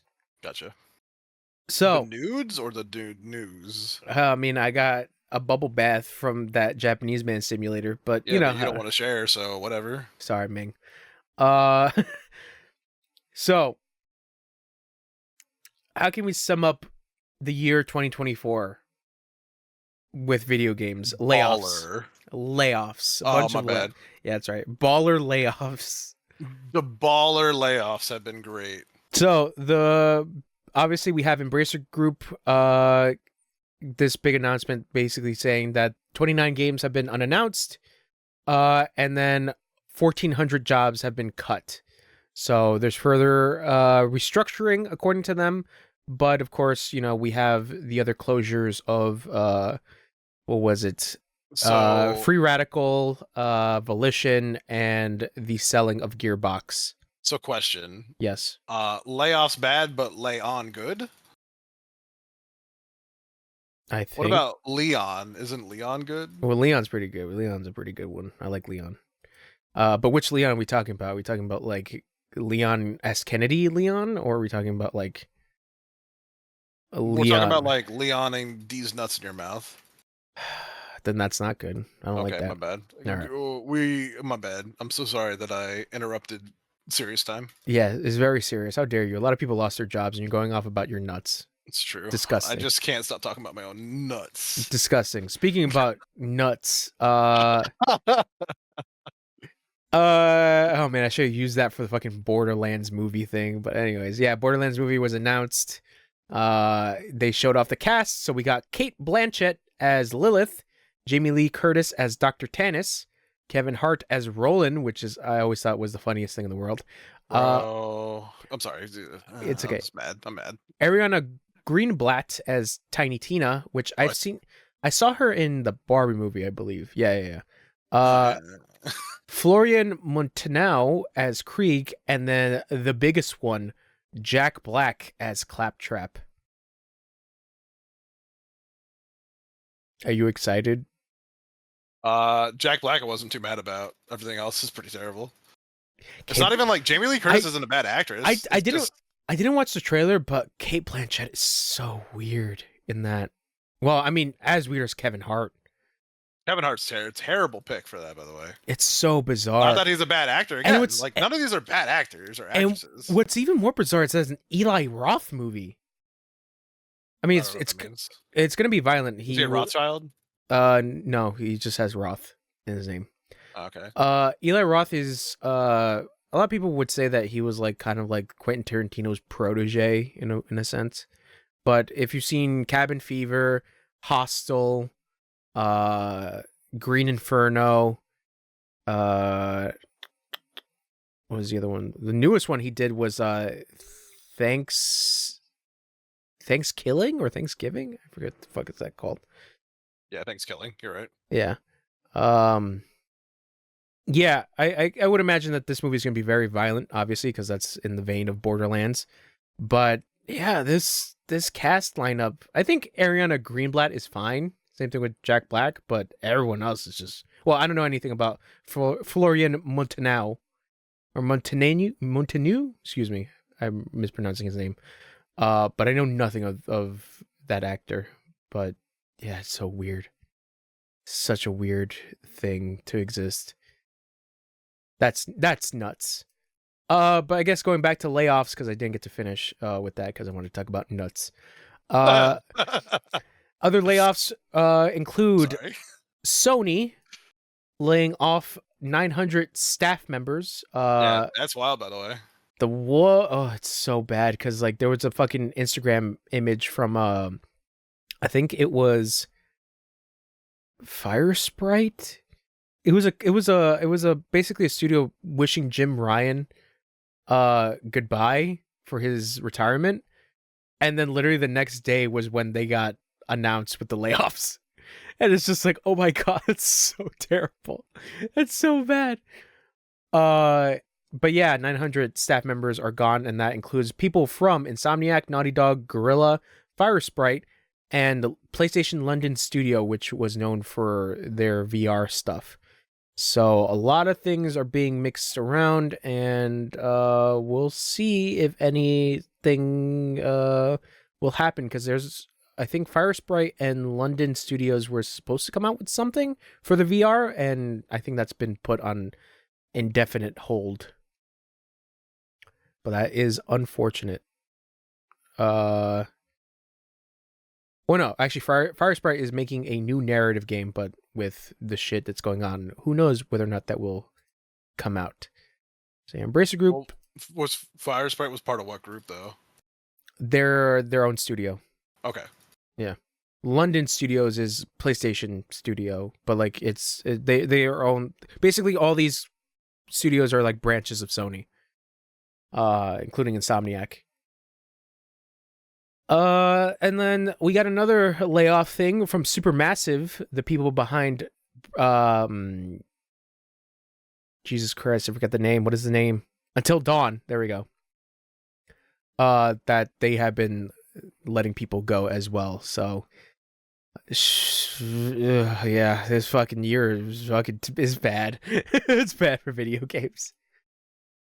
And then the next layoff is for EA. Lays off 670 employees, and also announced that it's sunsetting a bunch of projects, which included a first-person Star Wars game, which a lot of people, I think the speculation was that, or the rumors were that that was a Mandalorian game. Yeah, and some other stuff as well that I forgot what it was, but yes, EA has let go of some people. And I guess somewhat in a good news kind of way, Toys for Bob, the people behind Crash Bandicoot 4 and Skylanders, and a little bit of Call of Duty Warzone, have announced that they're going indie. So they're breaking away from Activision Blizzard. Good for them, because I remember, I think a couple podcasts ago, they were kind of in danger of being like absorbed into the Call of Duty like development. But yeah, Toys for Bob is going indie. I guess in other good news, Remedy acquires full rights for the Control franchise. So yeah. That I didn't know. I didn't know that Control was not technically theirs. Oh, I had no idea either. I thought you knew, and then I thought you were gonna tell me like you're new and don't know anything. How dare you not know about who owns what? You dumb bitch. Listen, man, you're always like, you didn't know this about this? And I'm like, no. And you're like, what a fucking idiot. You're like, this guy's a more. Hey, everyone, learn about this guy being stupid. You like Bungie? Do you know what they own? Nothing. Not even Destiny 2. I know. Let's not talk about me just buying more Destiny 2 DLC, please. Yeah, that's right, Bungie. That I own now 3 different times, by the way. So now it's just up to them to acquire the rights for Max Payne from Rockstar. But who knows when the fuck that would happen. That's probably never going to happen. But yeah, Control now belongs to Remedy. Good for them. Control is a very good series. I really like that game. I'm very excited for Control 2. And then next, we talked about this a little bit. Project L finally got a name, which was 2XKO. Can I say something? I don't care. Okay. This is a terrible title. Yeah. It's a really bad title. I don't know why they named it that. That's a really bad title. But anyways, playtests confirmed in several locations. Playable public beta coming in late 2024. And platforms include PlayStation, Xbox, and PC. And you can sign up for the beta. Or actually, you can sign up for more information, excuse me, over at play2xko.com. God. I do still want to try out this game. I'm very interested in seeing it. The only thing that makes me interested is having a teammate that you rely to get you out of situations. So who knows how toxic this might get, but we'll see. Yep. The other thing of mention is Nintendo is suing Yuzu, the emulator that runs Switch games. Yeah, so today was I think an update to this where I think the Yuzu had to pay out like 47 million to Nintendo for damages. And yeah, that's what happens. I think the other problem, what fucked up Yuzu, was that they were putting the emulator behind a paywall on Patreon. So that fucks up a lot of things with emulation rules and guidelines and stuff like that, where they're basically you know how the whole thing of like emulation is like it's a big no to sell emulation because that becomes a form of pirating. So that's what Yuzu was doing before, was that they were charging people for the emulation. I had to talk with my brother about this, and he asked like how I felt about it, and I'm like, I mean, you shouldn't have a paid for emulator. Like, yeah, it's and like it's not even that. It's like they're rightfully upset about a product being ripped off. You know, like. I mean, don't get me wrong. Like, do I think emulators have their use? Yes. Do I think like? Do I think like emulators, like old school ones, right? Should those be allowed? Yeah, man, for sure. Because like, especially if you can't get these games anymore. Yeah, you know, and those games I think are it's a little different. You know. Yeah, we've had the song and dance of just like a lot of these games are never going to be re-released, and on top of that, there's a lot of games that luckily through fan translations get to come out and people get to experience it in America or countries that speak English. Because like, what was it? I think the biggest one is like Mother 3, which is Earthbound, the Earthbound series. Yeah, Mother 3 is never coming out to the States, and it never will. And the only way that people were able to play that game is through fan translations. And it's just wild to think that, like, funny enough, during a Nintendo thing that happened, I think a couple weeks back, they announced Mother 3 for the Switch Online, but only in Japan. So that's the goofy shit of just like, you're just still making shit like locked to a specific region, which doesn't make sense.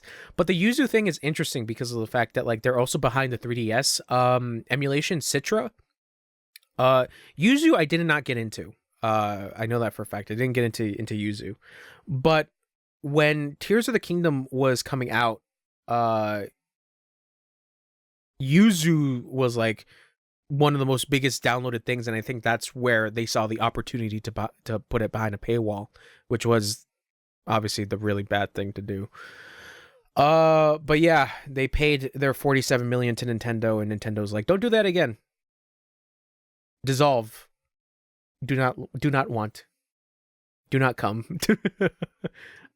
But yeah, I mean, emulation is not gonna stop anytime soon. Nintendo is still gonna be a fucking prick, regardless. Nintendo's still gonna be one of the most ass-word like back companies in existence when it comes to preserving like games or letting people get to play older games. But we'll see. No, it's you know, for sure. I mean, I don't know about like streamers and all that other stuff with like as far as like emulating N64, NES, stuff like that. But like over the years of me emulating, for sure, like I've emulated, right? Especially when I was a kid. I've never had issues with it. And I mean, you know, again, rightfully, like if they want the money, but they also need to re-release the games then. And like, if I'm able to buy it on each platform, I don't give a fuck. I'll buy it on each platform. Yeah. But if I can't find the Sailor Moon RPG I used to play from like when I was a kid that was only a Japan release, I'm going to play it online. Yeah. Like, you know what I'm saying? Like No, I get put you. it out. I'm with you. I'm with you on there. I'm pro like emulation because it's just like I wanted to play old ass PS2 games because when I gave away my PS2 when I was younger, I never had a chance to experience other PS2 games. So by the time I got a PS2 that I can use, oh, look at that, somebody fucking spiked the price for a game to like $300 fucking dollars. And it's like, great. Emulation time, because then I could just download the ROM and just play it like that. You know, it's gonna have some visual problems, but like regardless, it's still playable. Haunting Ground was another example of that. When I was playing Haunting Ground on stream, I was using emulation because of the fact that like finding a copy for that game is it's possible, but it's insane what the price that some people are asking for. And it's just like I can't fucking do that, man. I can't do that. And right now, like physical media is getting harder and harder to get because one, you know, Nintendo on one hand is just like, yeah, we'll decide whether or not we put this on the Switch emulation thing, or we decide to do a re-release of this at some point. And then it's just, and I get it too, because like there have been horror stories with like certain games where IP rights are just like gone for some reason. Like you don't know who owns the rights for certain games, because that's happened a lot of times, surprisingly enough. I'm trying to think of the example of like one specific game where that happened, where the rights to it were just like owned by some weird subsidiary company out of nowhere. I think because they bought it in like some kind of like rights deal. But yeah, it's just like licensing issues and IP rights are like the biggest like obstacles when it comes to like releasing certain games. But you know, when it's games that you can actually that are owned by companies that still exist, obviously Nintendo, PlayStation, it's like, why don't you just release it then? Or yeah, I mean, I don't know. There's a lot of behind the scenes shit, because like another example of like something that went wrong was obviously the Silent Hill HD collection. You know about this, right? This is like very infamous. You stupid idiot if you don't know this. You fucking moron. You fucking moron. But you know about the whole thing about Silent Hill, right? The HD. No. Okay, so Silent Hill 2 and 3 came out on HD for Xbox 360 and PS3. People who love those games went into a deep dive into it and realized that those versions are completely fucked up. The reason being is because they did new voices for the main characters. I think James Sunderland was voiced by Troy Baker in the remasters. And then a lot of like type fonts for specific buildings and stuff like that were like Comic Sans, and just like a lot of weird shit was happening with that. And the reason why it was so bizarre was because Konami lost or got rid of their gold print of the game. So there was no original version of certain Silent Hill games. Like they're just gone. So that remaster is very infamous because of the fact that like it's a very bad problem, because it's using the PlayStation 2 code from Silent Hill and kind of like upscaled, but mentioning like the new voices during the recording, it's very weird because when you're listening to the voices in game, you can hear something underneath. Like you hear like the older voices just being layered on top with the newer voices. Like it's so weird when it comes to the audio shit. But yeah, those collections I understand a lot of people do not like at all. But I bought it because I was curious, and I have yet to continue to play it, but still. Yeah, emulation. Emulation is a tough spot, but the thing that I never got was people like defending Nintendo, being like, that's right, Nintendo deserves their money. How dare they hurt my corporation that I love? Because that shit was happening on Twitter everywhere whenever you saw like Yuzu, where people were like, Nintendo, we should stop everyone from pirating and emulating because it's stealing from you. And it's like, all right, you narc. Enjoy your boot licking. Yeah, just interesting to see. So the group is called Tropic Haze. They're the people behind Yuzu and Citra. But yeah. We'll see when the next emulation comes up from somebody. Speaking of Nintendo, so Nintendo had their little Pokemon thingy, and they announced a new Pokemon game called Pokemon Legends ZA, I believe it's called.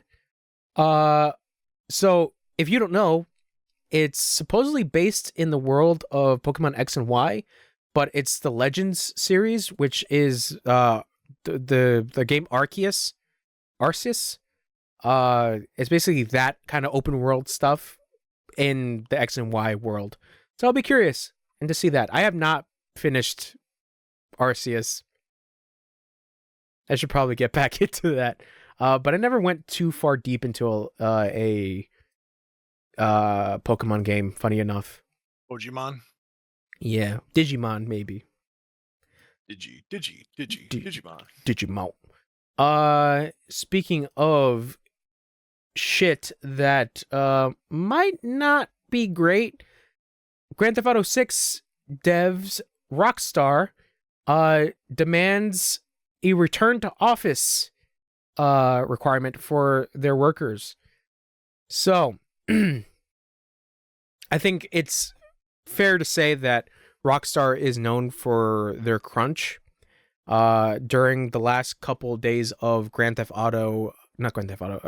Dead 2, it came out from a lot of workers that they were essentially crunched on time to get to get Red Dead Redemption 2 out.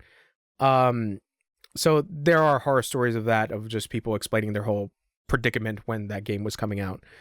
And a lot of workers are starting to have fear that basically they're returning back to crunch hours again. And it's causing a whole controversy of whether or not like Rockstar will do their crunch shit, or whether or not the mandate is needed regardless. Like, people can work from home, but the return to office thing is like very bizarre because, you know, people have been productive and they've been working fine. But, you know, we live in an era where nobody really has sympathy for certain people. So Twitter has been pretty bad with that shit, with people being like, well, just go find another job, or I gotta go to work every day and sit in an office, or I gotta lift and break my back. It's like, these people It's funny because people always like think like, well, I gotta work a lot, and it's like, you shouldn't have to. No, you should Especially not. like people that are like, I'm working, because I did it at some point where I worked like 80 hours a week, and I'm like, this is an exaggeration, it's probably like 70 or something like that. But like, I also was like, I shouldn't have to do this, and it's like, looking back, like, no, I shouldn't have, but that's just the way what I worked at ended up being. Like, I had to have that money. So similar, like, you got to figure out what you can do. Also, like, these people that are working these jobs, like, they shouldn't be forced to work for these hours. You know, they're already getting paid what they want. They're just getting forced to work more because, like, this thing needs to be done. So they should be paying more people. You know, it has nothing to do how much they're being paid. Yeah. Sometimes it does, but it doesn't usually. It's always a idea of circumstance, because obviously people want more money to provide for themselves, but there's also the other thing of like being manipulated by the higher ups to make you think that you know, you have to work these hours in order to keep your job. And it's just like, I've kind of experienced that as well, where somebody higher up was just like, no, you need to work these amount of hours because you were required to, essentially. And it's just like, that fucking sucks. It's not fun. But it's like, I never understood the fact of like, oh, if I have to suffer, you got to suffer with me. And that's like the idea when it comes to a lot of people's minds, when it comes to somebody explaining their struggles at their job, of just like, well, I have a shit job, you got to experience it with me. And it's just like, it's fucking crabs in a bucket, just clawing each other back down to the bottom. It's funny too, because like I remember you talked about League, about that guy who's in the same like rank as you, and he's like that's why you're staying in that rank. And it's just like, he's saying like, you're two crabs in there, and he's saying that to you while holding your leg, trying to like bring you back down. And it's just like, it's so goofy with shit like that. And that's what I'm saying, is that like I never understood that. And I can say that both of us agree that like, nobody should be fucking crunching for a job like that. It's you don't unfair. Yeah. I think that's why a lot of people should know their worth, obviously. Yeah. but not to the sense of like being delusional and being like, well, I don't need this fucking job or I'm above it and the stuff like that. It's like, no, it's just like you if you know you work honestly, you know that you and if your job appreciates you working honestly, that's fucking fantastic. If you have a job like that, that's awesome. If you move heroin, you really shouldn't have to work overtime. Like, that's not fair. No crunch time for heroin salesmen. Yeah. Drug dealers need a break too. I saw Train Spotting. They need a break. I really want to watch this now. It's a good movie. Who's the guy? Ewan McGregor. Obi-Wan. Okay. Obi-Wan. I really want to watch Lighthouse, the guy, by the way. That was really good. That's a very good movie. I forget what Robert Eggers is doing. Anyways, we get. No, that reminds me. Do you know the fucking the guy who directed Annihilation and First of all, I don't know what Annihilation is. It's the movie with Natalie Portman or Ex Machina. I don't remember with the robot. I know what it is, but I don't really remember it very well. Anyways, the same director is like doing a movie called Civil War, and it's like, what if the United States went to civil war again? And it's so funny because like I think he put like an outline of like which states are with who, and it's like Texas is with like California, and everybody lives in America is just like, what? Like that doesn't make sense. And for me personally, it's just like I want to know how they got to that point to agree with one another. But yeah, it's just man. Sorry, movies. But yeah, do not crunch. Do not crunch. Crunch? Crunch? Crunch? George? Yeah. George? But yeah, Grand Theft Auto 6 is still looking at a 2025 deadline. So we'll see in April, supposedly. But yeah, I don't want people to crunch and get exhausted and be sad just for me to play as a big booty Latina. I don't want that. I do. Wait, no, I'm sorry. I want the big booty Latina. My bad. I didn't want the crunch part. Okay. I had to really go back in there and make sure everybody understood. Understood. Big booty Latinas. Anyways, so getting away from that, I think the other thing we could talk about is, did you know that there was supposed to be an animated Batman Beyond movie by the people that did Spider-Verse? I had actually seen this before he sent it to me. Okay. And God the first damn. thing I thought of was like, I really wanted the live action Batman with Robert Pattinson to be this. Not obviously the cartoon, but I wanted it to be a live action Terry. Batman Beyond, yeah. Because I thought a lot of people wanted that too. Saying that he would be a great Terry. Yeah. And like seeing the animated one, I was like, literally like, I was super like brought down, just so disappointed, because I was like, look how good this is, and I love that series of Batman Beyond, like so cool. And just like I really can't imagine who at DC is like, no, we don't want cool stuff. So we would rather have Madam Web. So I'm sorry, that was the Marvel people. But that's Sony. Yeah, that's my bad. But the people that, you know what I mean. Sony is the people that would be doing this. You know. Yeah, but this was brought to Warner Brothers, I'm assuming. So yeah, it's mostly somebody at Warner Brothers, because look at the David Zaz. No, that's not David. Whatever. Zaslav. It makes me sad. I hate everybody. No, because the goddamn thing. Because this is the thing, is that like these are the same people that fucking got rid of the Batgirl movie, that used the Coyote. Wile E. Coyote movie as like a tax write-off, and like Warner Brothers is like in a completely shit state currently. But I would imagine, like, obviously this is probably when they probably pitched the idea was probably during the height of like Spider-Verse, and this was obviously before James Gunn was coming in to be creative director. But it's like seeing the concept art that was put online, it's like, holy shit, god damn. And that sucks, man. But who knows? Maybe with James Gunn taking the lead, maybe he might. I don't know.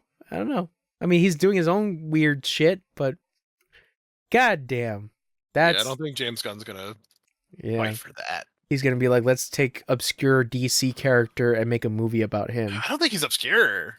Like, is he? No. I'm just saying that's like James Gunn's whole MO is just like. Oh, I'm sorry. Yeah, you're right. Yeah. No, Batman Beyond. Batman is not a fucking obscure character. Little Well, Batman Beyond. I don't know. Yeah. I don't know if Terry is. Like, Yeah. I guess I don't have to consider that. But the concept art looks so fucking cool, though. Like, I love the neon shit. It looks so fucking cool. But yeah, that is incredibly unfortunate.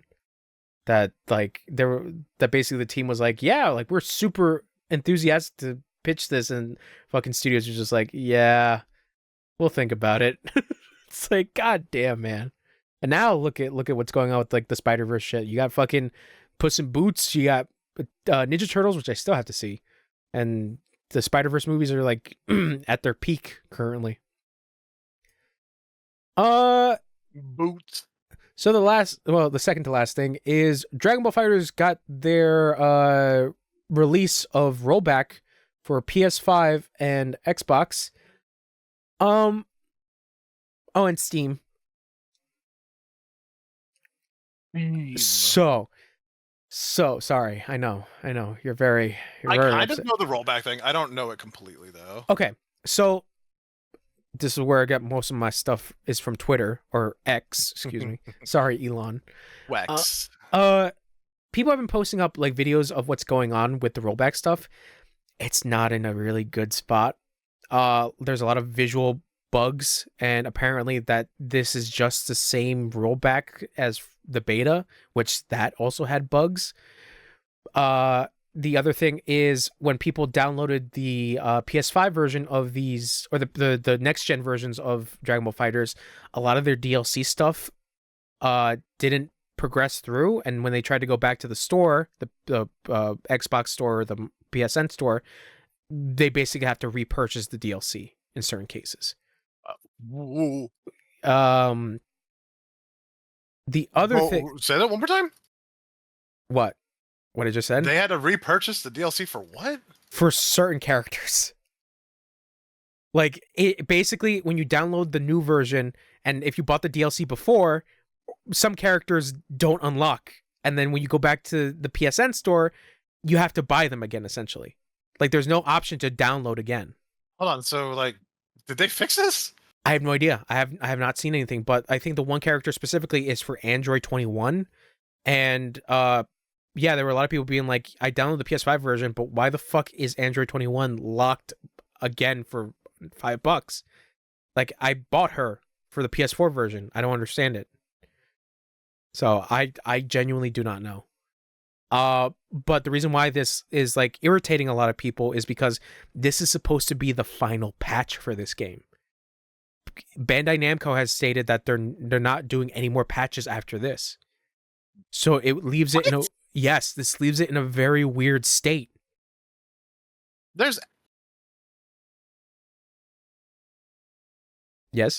I don't know why I'm getting angry. It doesn't matter. Because I don't even want to play this game. Games. I don't even want to play this game. But it still makes me mad games. that, like, why are these people allowed to get away with the stupidest shit, man? It's really goofy. It's really bad too, because it's just like, this is supposed to be the final update, and everybody's And I can also, like, that's the thing though, like, I can sympathize because I'm like, what if this was a game that I wanted to play? Like, of course I would be pissed off. I'm in a state of just like, yeah, Actual, like, unknowing, like, I'd be so fucking unhappy, man. So I think the thing is that like they haven't made a statement thus far, as I've seen, of like whether or not they're gonna try to fix it or do something about it. But like, yeah, it's in a state where it's just like a lot of people are experiencing a lot of visual bugs. Because like when I played the beta, there were a lot of visual bugs where like I think I mentioned it's just like I got super confused and I got fucking torn to shreds because the fucking KO screen came up as I was attacking an enemy, and I'm just like, wait, did I win?